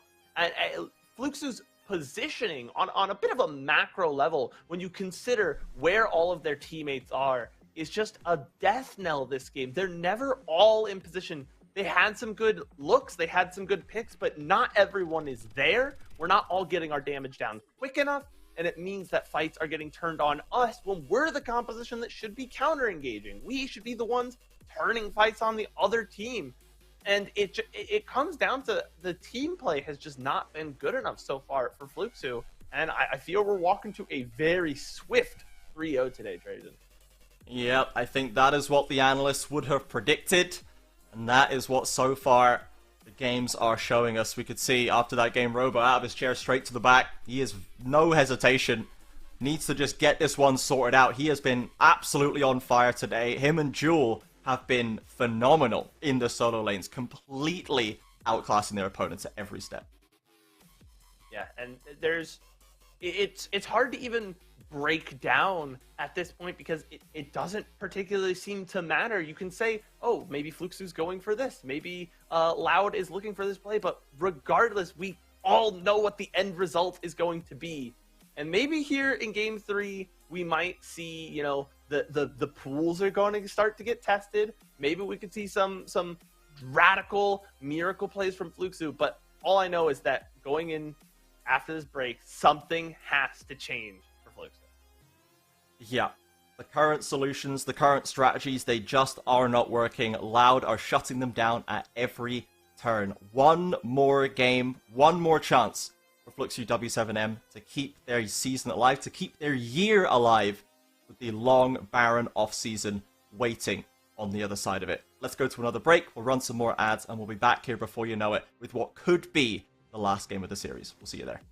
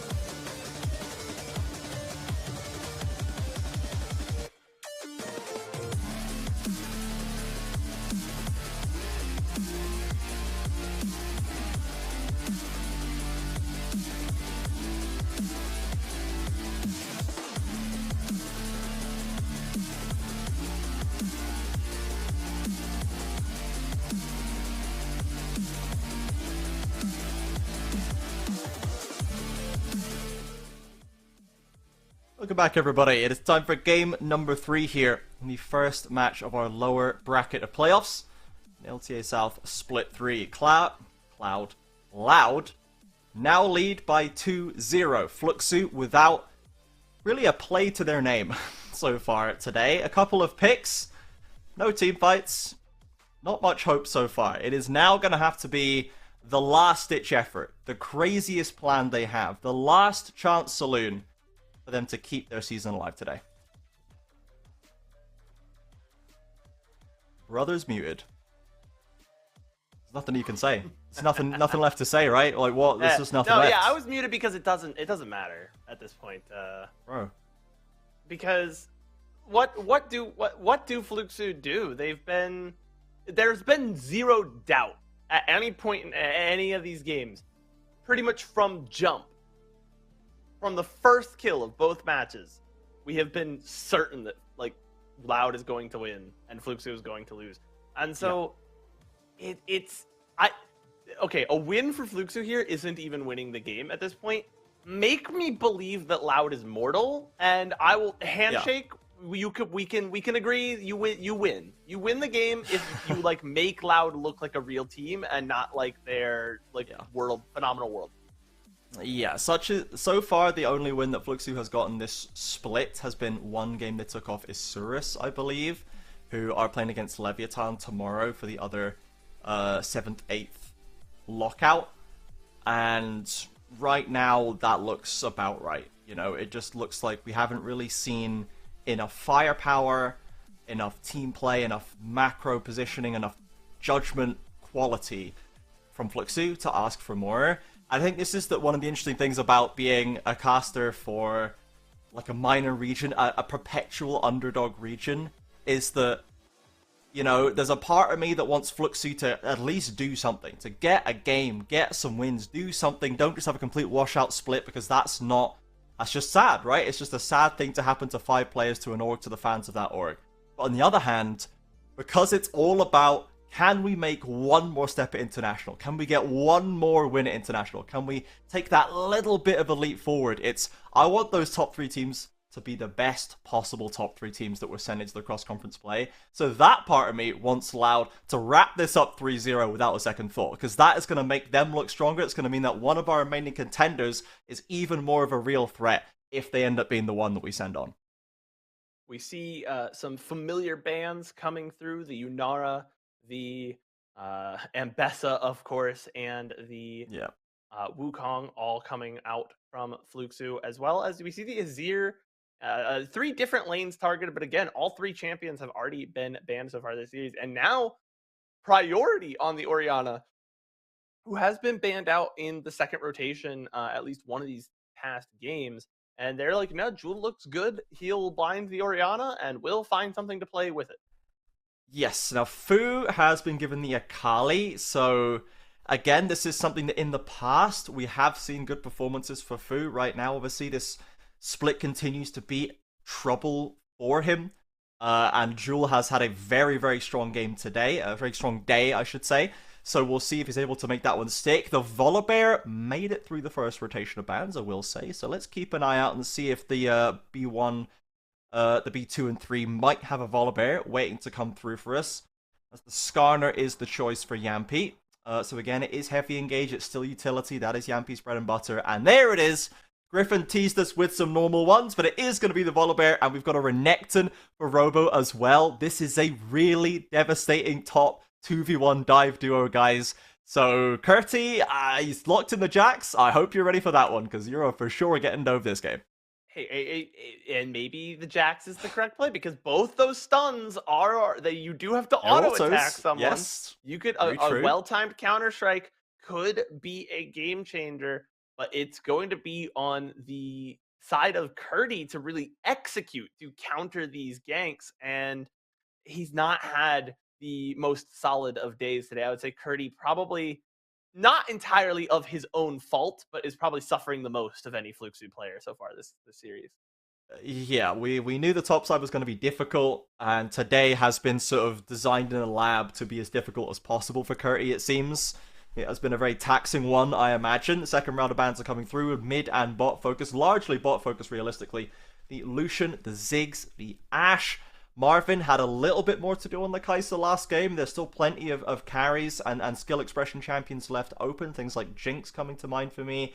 And I'm also, as I said, worried that we are going to see Kalista, but it's actually been banned. So Loud, even more worried than I am. Perhaps worried in a different way, but we are not going to see it right now. And given that Marvin does already have a Jax in the top side, perhaps the Ezreal Halvard will be the choice. Less late game scaling, but a bit more agency in the mid game, and that is going to be in the choice.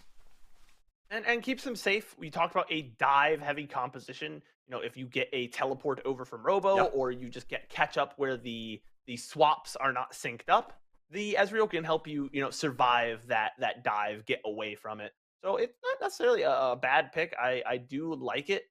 The one thing is Fluxu has struggled to do damage. Even when they had, a big all-in like Wombo comp, they were able to get the combo off. They were able to get the CC. But they didn't damage anyone. They didn't kill anybody. When they had the counter engage comp, they were able to survive the dive. They were able to get some trades back, but they didn't kill anybody.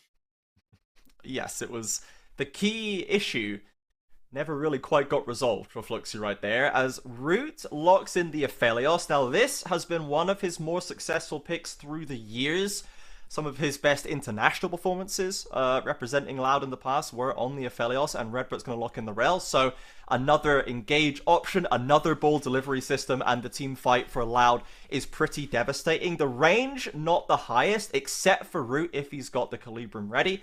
But besides that, they are going to have to try and get on top of Fluxu with the composition to do the work, as the Bard, the last lock-in, and Bren looks like he just swallowed a lemon. So tell us about that.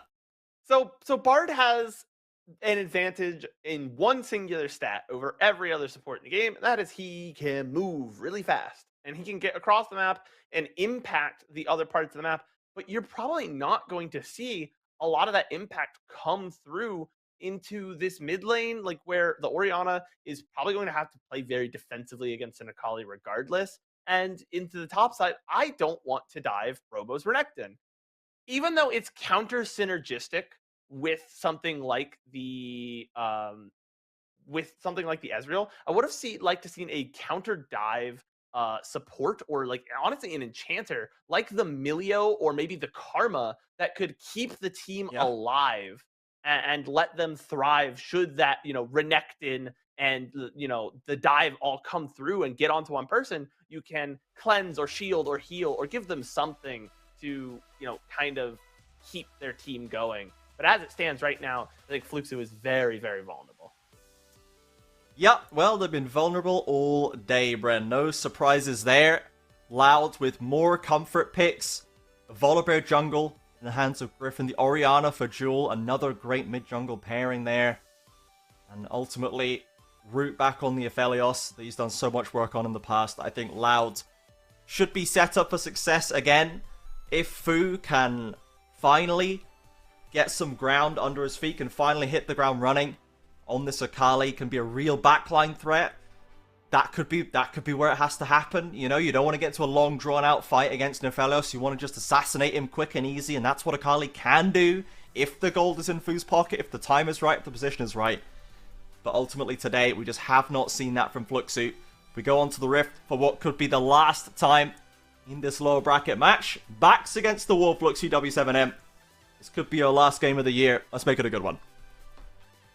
Okay, so Trajan, let's say we're in the world where we're allowed to lose this game.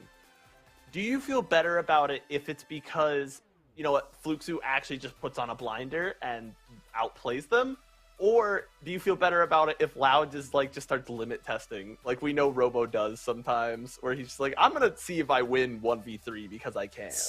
So I definitely prefer the first option, because I think that Loud doing the limit testing thing, I don't really trust them with that style of play. And I think that what we've seen from this split is that they don't need it. They really don't need to play that way. Robo doesn't have to do that to be valuable. He's a really exceptional top laner. he's probably the GOAT of the region. He's got the most titles, he's had the most longevity, he's been at the top of his role, top 3 at least, for kind of arguably maybe every split for the past like 4 or 5 years. He doesn't need to run it down half the time. He could just be good all the time. And that's kind of what he's done this split. So I'd love for that to continue to be the option, more in that vein of, I just want our representatives to be the best they can be. Yeah, all right. Let's see if it's even a consideration as we see some heavy trading coming out early. Look at that top side. Look at that mid lane. Look at the health bars. Ooh, we got Conqueror proccing, Pots being burnt, Curti, of course. I think with the Jax is deceptively strong at those early levels. Gets to level 2 just in time. So does Robo. He's gone for the counter-strike. Dodges in, but cannot get the stun critically onto Robo's Renekton. They will both break apart. Pretty much dead even. And they will tick their health bars up just a little bit more. But certainly still at risk of going for that all-in. Yeah, already we are seeing a willingness to fight. And I do like that from Curti. I think the early advantage is a little bit on the side of the Jax, like you mentioned, and getting that online can be very powerful. Fu is so low. Stressing me out, bro. He's stepping back, and Jewel with another good start to the lane. They've also burnt through all of their pots.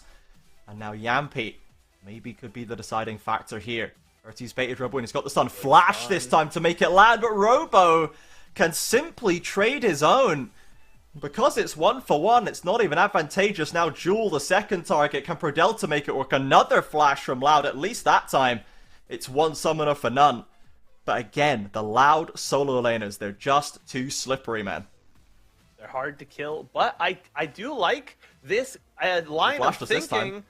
If it works... Robo! It's gonna have to be Curti going in, and he's committed for the kill. You can see that choice. He hesitated for a second and went, nope. I'm sending it. I'm going for the trade. He's crashed the wave in as well. So overall, at the very end of it, I think that is Fluxu positive. Yeah, it is Fluxu positive. And beyond that, getting all of these summoners out, when you have a super hyper mobile support that wants to roam, you get more advantage because not only can the jungler re-gank, especially this mid lane where Jewel is going to be very vulnerable with no flash, Prodelta can also choose to re-gank if he gets that opportunity to roam once again. See a replay of this one. The second, third time's the charm here, and I was worried about these turret shots, Brian, when I remembered what happened in previous games. I had that same reaction, Trajan.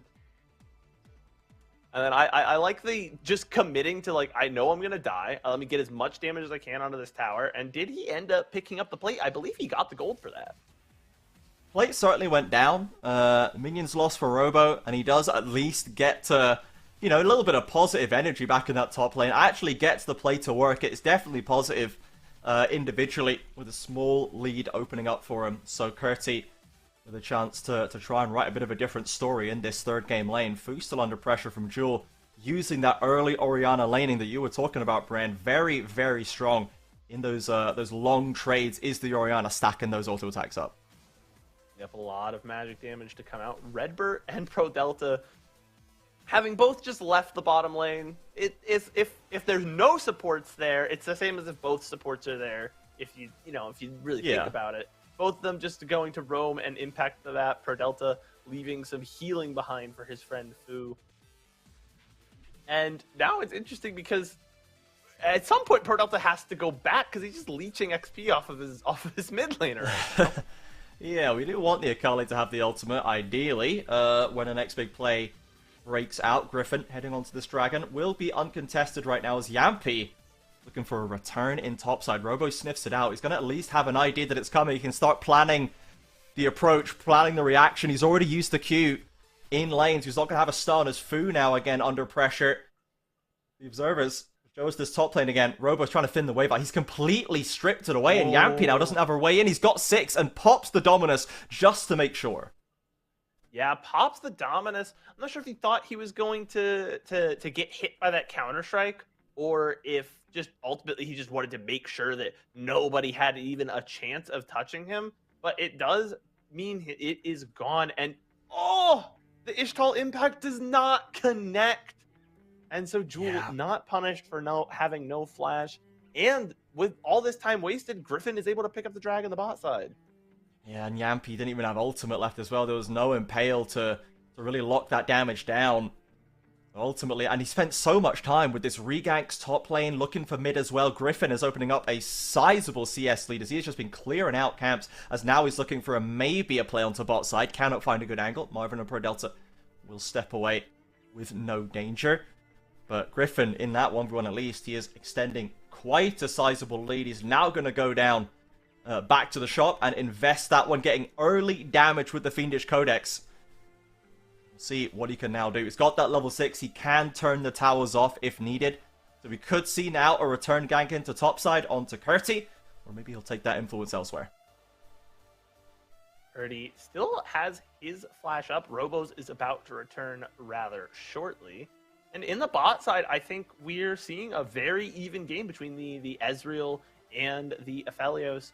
And this game overall has been far more even, at least in game 2. It was about this even in game 1, but then it just exploded in favor. Does Curti not know about Redbird? I don't think he's on. Yeah, I don't think so. And he's feeling a little more confident right now. Robo presenting an easy target. Redbird steps out though. Curti, easy leap strike to safety, and Griffin did not end up coming for a quick conversion right there. So the wave's going to crash. There will be no dive, and Curti even flashing the loud emote, which I heavily respect. Having the esports emotes, which I've been told, the Twitter has said that they are returning for Worlds this year. Griffin finally finds a play onto this one, stuns up Yampi. He flashes into the pit, leaving himself nowhere to go. Griffin secures it with an ult in. Robo onto the backline. Fu with the ultimate though. Surely we'll be able to slice this Renekton off. Robo flashing over the wall to safety. As Curti, no such luck, keeps his flash, loses his life. Griffin with the second kill of the play. And now Robo is going to be discovered. Fu will eventually get his man. But Loud still, they get the grubs as well as the kill advantage there. Yep, and secure the feat of warfare. Once again, these feats have been pretty powerful for Loud. We talked about, as opposed to previous years where we see Loud as this like, we don't need to play the macro game. We don't need to worry about no objectives. We're just going to hands check you and you're going to lose. They are now like a much more responsible team, despite, obviously having a bit of a shaky year overall. They've been converting their leads very well. And yeah, with nowhere to go, Yampi just stuck in the pit. And Curti almost finds a kill onto him, but Redbird comes over to save his jungler, as well as get some more gold onto their ADC, who did pick up an assist there as well. Yeah, Root coming away with the red and white guns as well. Nobody wants to be team fighting that. Marvin was just soaking up waves against Jewel in bot side. But Loud now opening up a 1.5k lead at this stage. Ult, in fact, dropped by Jewel. He's low on mana, but does he have enough to get this over the line? Fu has the flash. He's going to hold it. Pops it right at the end. Keep himself alive. Had to do it in the end, but again, look at this CS difference in mid, in jungle, opening up in bot lane as well. Loud is just outvaluing Fluxu almost across the board as Fu actually sticks around. Jewel still Yampi's going to come in behind him this time, and the Orianna has a flash, gets away from the Shuriken critically, and Yampi whiffs the Impale. For Delta has to flash in with an auto to get the job done. They almost lost that entirely. Oh, it was very close. Good on Fu to recognize, that his team was nearby and he could, in fact, stick around to make that happen. Would have been nice if the Impale had picked up the kill. But that, you talked about, the outvaluing the team across the board. This feels like Loud understands that they don't need to do anything insane into this Fluxu squad and are just smartly picking up the small advantages where they can, weathering the storm. But regardless, at least the kill score has been more even than it was in the past 2 games. In the past 2 games, once Loud started going, Fluxu has not been able to stop them. And even though it is a 1k, almost 1.5k gold lead, Fluxu is able to pick up some kills on the return, is able to find some plays of their own, and that is a much brighter shining light than it has been so far this year.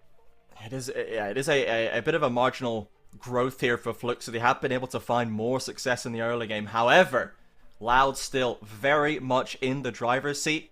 Jewel actually may be under threat. Again, the trade at least comes through, but more kills into the Akali. Sounds good for Fluxu. Jewel gets his first of the game, but if we can have that Akali threat actually be realized into the mid game and they can put some pressure onto Root perhaps, maybe that's how Fluxu can navigate the next few minutes.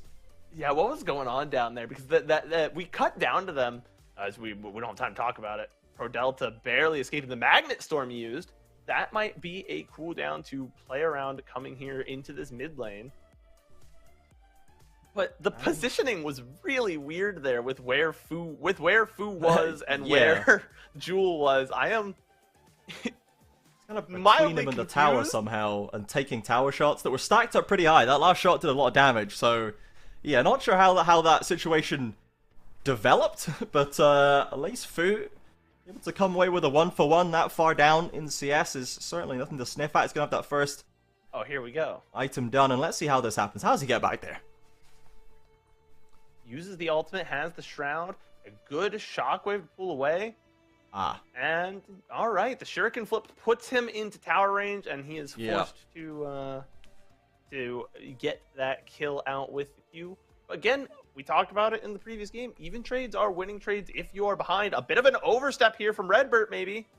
Bertie, without too much mana and health to play with, but he's got enough autos, and again, impale dodged by a flash this time. The edge lock coming across Redbert.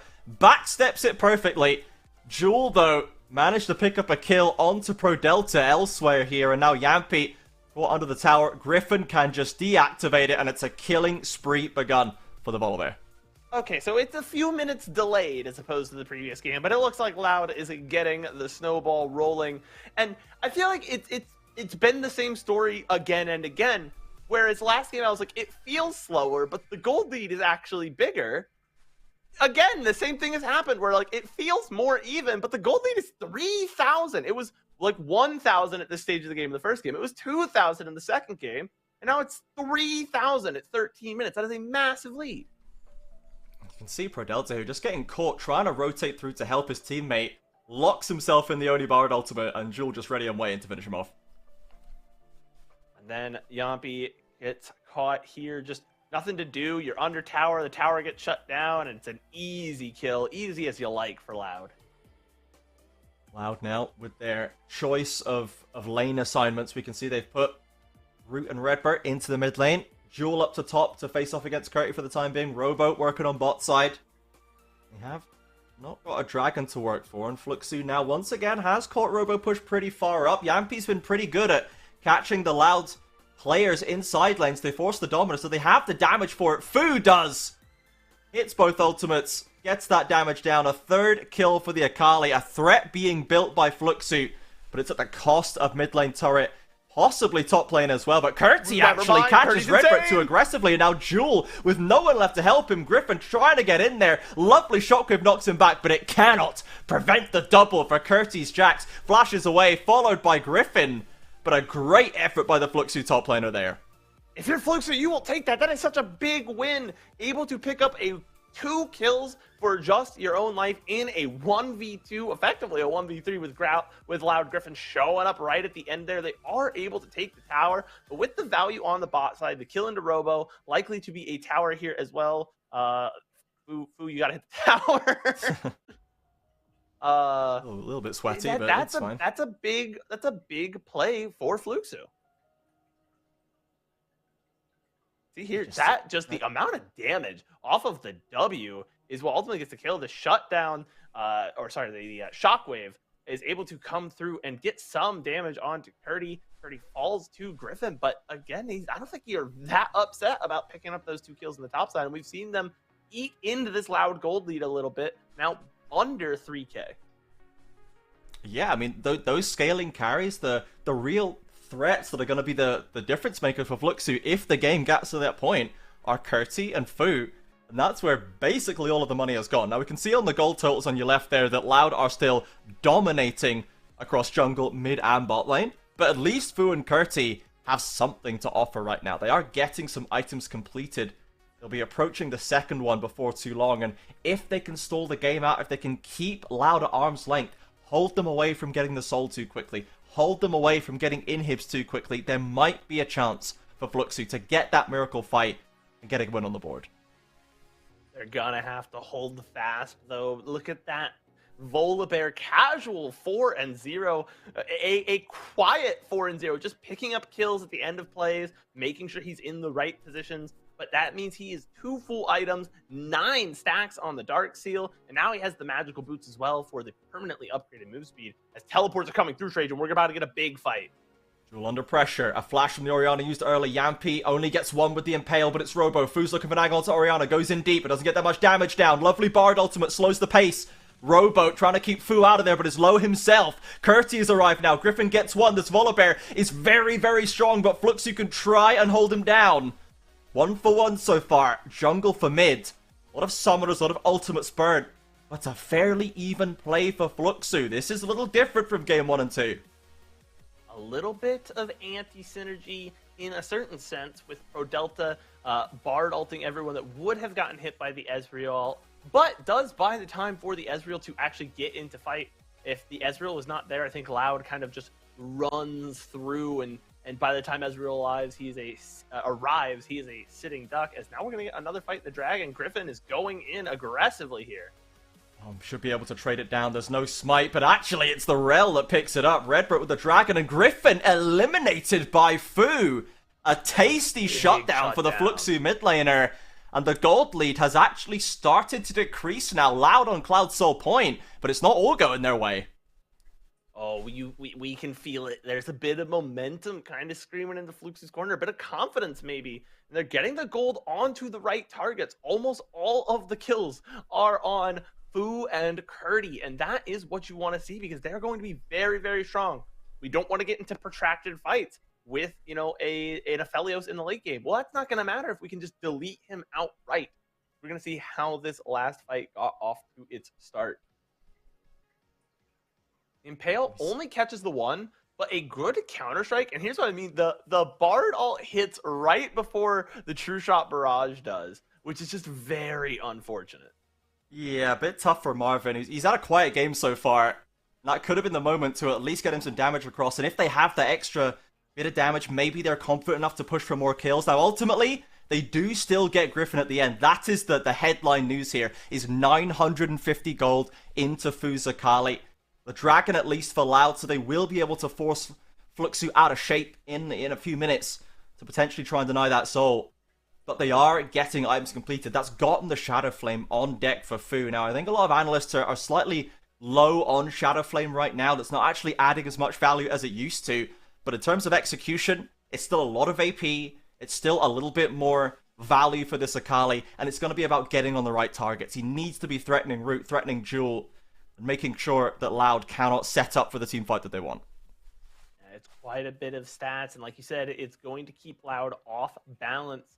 And Loud are going to want to set up these team fights. Fluxu needs for that Akali to be a constant threat. If Fu is ever caught out in the side lane, which is probably going to be Loud's goal over the next few minutes, is just see if we can find this guy when he's not with his team, when he doesn't have his support, or just force an uneven fight like they might be doing right here. Curti in a dangerous position. The Dominus is popped, has to ward hop away. Yeah, you can see a bit of the weakness of Volibear right there, but Curti still under pressure. Stunned before he can get to the Bard portal. He's going to make his way through, but can Brodel to help him out. The ultimate locks down Robo, but Griffin is just inevitable on the Volibear. Finally catches out Curti. Again, the flash still unused by the Jax. And the kill goes into Volibear's hands in the way. Brodel ultimately couldn't quite save that Jax as Jewel hunting for Fu. He's going to cancel that back. Fu in a little bit of a sticky situation. Lands the Shuriken. That's big damage hits. Commit the ultimate. Redemption is there. And Redbird round the corner drags him in with a Magnet Storm to make sure that Orianna survives. Now Marvin under threat. Griffin hunting for more targets. Cannot be deterred. Cannot be slowed. Cannot be stopped. As the Ezreal with a flash will likely have to burn it. Stacks up that E. Flashes away from the E from the Griffin. Volibear. And Loud continue to hound Fluxu out of topside jungle. Yeah, this is what Loud was looking for. Forcing fights in uneven lanes so that they don't have to worry about, hey, maybe Fluxu's 5v5 is getting strong. Just don't fight them 5v5. Get some good picks, force uneven fights, and then push your advantage while they are down a member or two. And that has been really well executed. Redbird's Redemption, which is not often the rush item on Rel, at least for the vast majority of players, at a pro level, you do see the redemption far more often than you do elsewhere. But a lot of people like to rush the Locket. Locket would have had no value there, whereas redemption was able to save that Orianna from across the map. And this is just a really unfortunate play. As you called out, there was no flash to come through for the Jax. And he's unable to get away. And then here you see, look how low Jewel gets, but the redemption is able to keep him right at that half health. You see his health essentially doesn't change as he gets hit by that Akali combo. That's because the redemption healing comes through at the same time. And then Loud smartly press their advantage. Yeah, it's interesting that Redbird on the Rakan game and the Rel game, both games is a redemption rush for him, clearly feels the value of that item and has been proving its worth multiple times today. As Loud now take control of the river. However, another deep Fu flank is underway, everybody. Griffin's going to catch him before he gets in there, but they're looking for Jewel, who's got into safety, and Fu's been caught out. He's been stunned up. He's been absolutely evaporated. Now, Robo diving into the backline. Curtsy on the flank, getting focused down by Loud. Griffin's in with the stun, and the damage coming out of the carries is just massive. Marvin trying to put some distance between him and a surging Volibear, but he just can't do it. Roots there with a Calibrum ultimate to follow up. And it is Loud again all over the team fight. Fluxu scattered to the four corners. Ace for 0. Yeah, and if, when we're talking about finding those 5v5 fights, it was very close. Fluxu almost had exactly what they wanted. Fu on the flank, coming to assassinate some of the squishier members of Loud. But now Loud have perhaps the best tool their specific composition could ever ask for in a Cloud Soul. You get the Dominus with a movement speed boost. You get Volibear ultimate, shut down tower, make a play, get big marks down for extra damage with a movement speed boost. And think about just how powerful that is. The Impale coming through, good damage, but as soon as they see Fu, the shockwave, the stun, the movement, there is no chance for that Akali to do anything, to press a single button throughout that entire fight. And Orianna able to escape the Impale. Yampi pulling the trigger just a little too early there. Cannot catch Jewel. Would have maybe been a chance to eliminate one of those massive teamfight threats, but ultimately once that goes wrong, and without the threat of Fu, so much of the gold from the comeback plays from Fluxy W7M has been funneled into this Akali. And the team fight that had to be the difference maker to save them from Soul, to keep them with a chance to turn this game back, ends up going dreadfully wrong. The Akali falls by the wayside, and now Loud with the Cloud Soul, as you mentioned. Baron not even on the Rift yet, but they've got so much map control. If they want to peel back for it, they almost certainly can. Bardot connects. Another TP flank. This time it's Curti with the option. And Robo is not there. It's a 4v5 if Fluxu can force it. Watch for Jewel. Watch for Root. Fluxu trying to get in range. They come through the Bard portal. Root stands his ground. Another big shockwave. Curti on the flank. But Root goes crazy. Drops a bomb on their head. But Fu gets into range to at least trade his life. It's a triple for Aphelios. And now Loud with a 4v5 team fight win. Here comes Robo, late to the party, but sews up the second ace. And look what's spawning just in time. Right in time, delivered perfectly on a silver platter. Oh, an ace? And is that a Baron for me? I mean, the amount of damage that just came through in an instant, it looked, again, like Fluxu had a good flank, but I feel like I called it out in draft. What has been Fluxu's issue so far this series is that even when they make good plays, even when they find the correct targets, when they CC who they need to, they get the combos off, nobody dies. They go through that entire fight and they kill Root. Singular. One Root, one Aphelios, and you have given over a full-on ace as well as a Baron because you just don't have the damage. We see this Bard portal is tragic. You see they want to get into range. They can feel that Loud might be slipping away. They want to get the fight before Robo appears. They have Curti, but it funnels them into the shockwave, into the meat grinder that has Roots Aphelios, and Jewel can scrabble his way into the fight to remove it, but it's Root dying for a triple kill on the backside, and the Baron, as you say, Loud just completely in control once again. You can see, yes, he dies, but he does 6,000 damage before his screen goes grey. And Fluxu with what feels like double the kills they've had in games 1 and 2. They have been objectively finding more plays in this final game, but they are still 10k down at 26 minutes. They are still looking down the barrel of a sub-30 loss to close out their year. I think for those of us, we've been discussing, what is the best outcome, not just for what we want, not just for the teams today, but what is the best outcome perhaps for the region? And we talked about how a confident, dangerous Loud is going to put a lot of teams through the ringer, test a lot of metal, and we can make sure that we have our best teams going forward. Loud is playing in immaculate form. And again, I think we mentioned it. This is a difficult measuring stick because Fluxu is our bottom team. But Loud is continuing to play with grace. Bard ultimate used. Griffin took a little bit of damage there from the Ampy drag back, and Fu's on the flank. I don't think he's quite been spotted, but Loud must surely know. They can see that he's absent, and Griffin's going to walk into the Shroud and catch him, and he has to go back to the base. Curti desperately trying to clear out the Baron wave in mid lane. Top lane tower under fire. Robo has to try and get away. He flashes to safety for now. It's taking two Fluxy members to do this. Yampy finally with a good impale. But is it enough to win them a single play? This has to be the one that they win. But look at the healing from Griffin. The W's ticking his HP back up all the way to safety right now. Redbert covering the retreat. And Root and Jewel are not even under threat. Griffin surely will die eventually. Surely, but he still lives. The redemptions, the W healing, the Volibear special to close out a 3-0. Loud take no time, waste not a single moment in dispatching Fluxu W7M with the 3-0. And Griffin whips out the washboard for the fans. Yeah, man, that guy's shredded. What the heck? Anyways, sorry. Oh, distracted. So a little flustered right there. Hot in here all of a sudden. Yeah, but what a great just series from Loud. Commanding, confident the whole way through.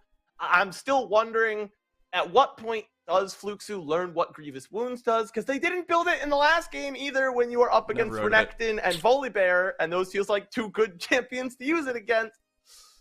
It was a just commanding... I feel like it didn't matter how good Fluxu played. We talked about Fluxu needed to play at their best to even hang with Loud, but I think Loud had such a good day that the number one best Fluxu that could have possibly existed throughout all the multiverses still would have lost to Loud. Yeah, I just don't think it was possible here today. And on the podcast, we theorized that it would be the top side that would be the difference maker. Now, Griffin was absolutely massive, and Robo was very, very good. That last game, Curti had a little bit more to do, but for me, the mid lane in Jewel really, really stepped up, had such a great performance. We haven't yet really seen that big game from him. Today was that first big day for him. And Root and Redbert were absolutely buttoned up as well. Root didn't really put a foot wrong. Redbert, who's had maybe the most low points of this Loud roster over the last few splits, didn't really have any issues either. He was just kind of doing his job, not making silly mistakes, not doing anything wrong, really. It was cut and dry, clean as you like for Loud. And that's what we need to see from them stepping forward, because it is only going to get harder from here. Fluxu, sadly, has been the eternal last place this year. And that is going to be the note that it closes out 2025 for. As we said, this is a year to forget for them. We'll see what happens with these with these players over the next little while. There's a long off season for them to work it out. But for now, we're going to have to say goodbye to them. Yeah, and it is a tragic way for them to go. But I am excited to see Loud moving forward.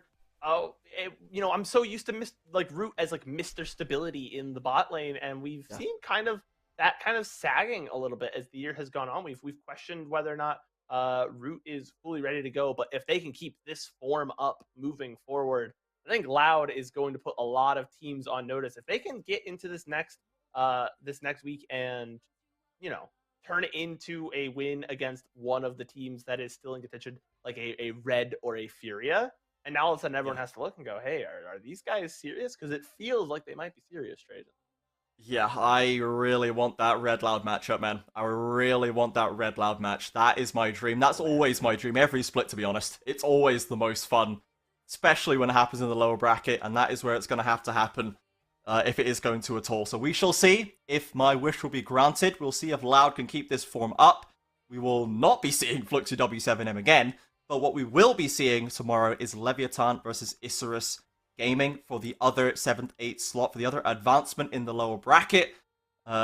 Leviathan coming off their first actual win, but again, so Refluxu. So again, let's not read too much into that. But Isras have not been able to find too much themselves either. So both of them fighting for survival to move on in that bracket. And starting next week as well, we will have a couple of Friday game days. So put that notification in your calendar. Tomorrow it is Sunday. We're back here, same time, same place. But next week we do have a little bit of a schedule switch for those further rounds. So keep an eye on that. For now, thank you everybody for watching. Thank you, Bren, for casting. As always, we love to have you on the desk. Thank you, Dia, for stepping up and V mixing it for us.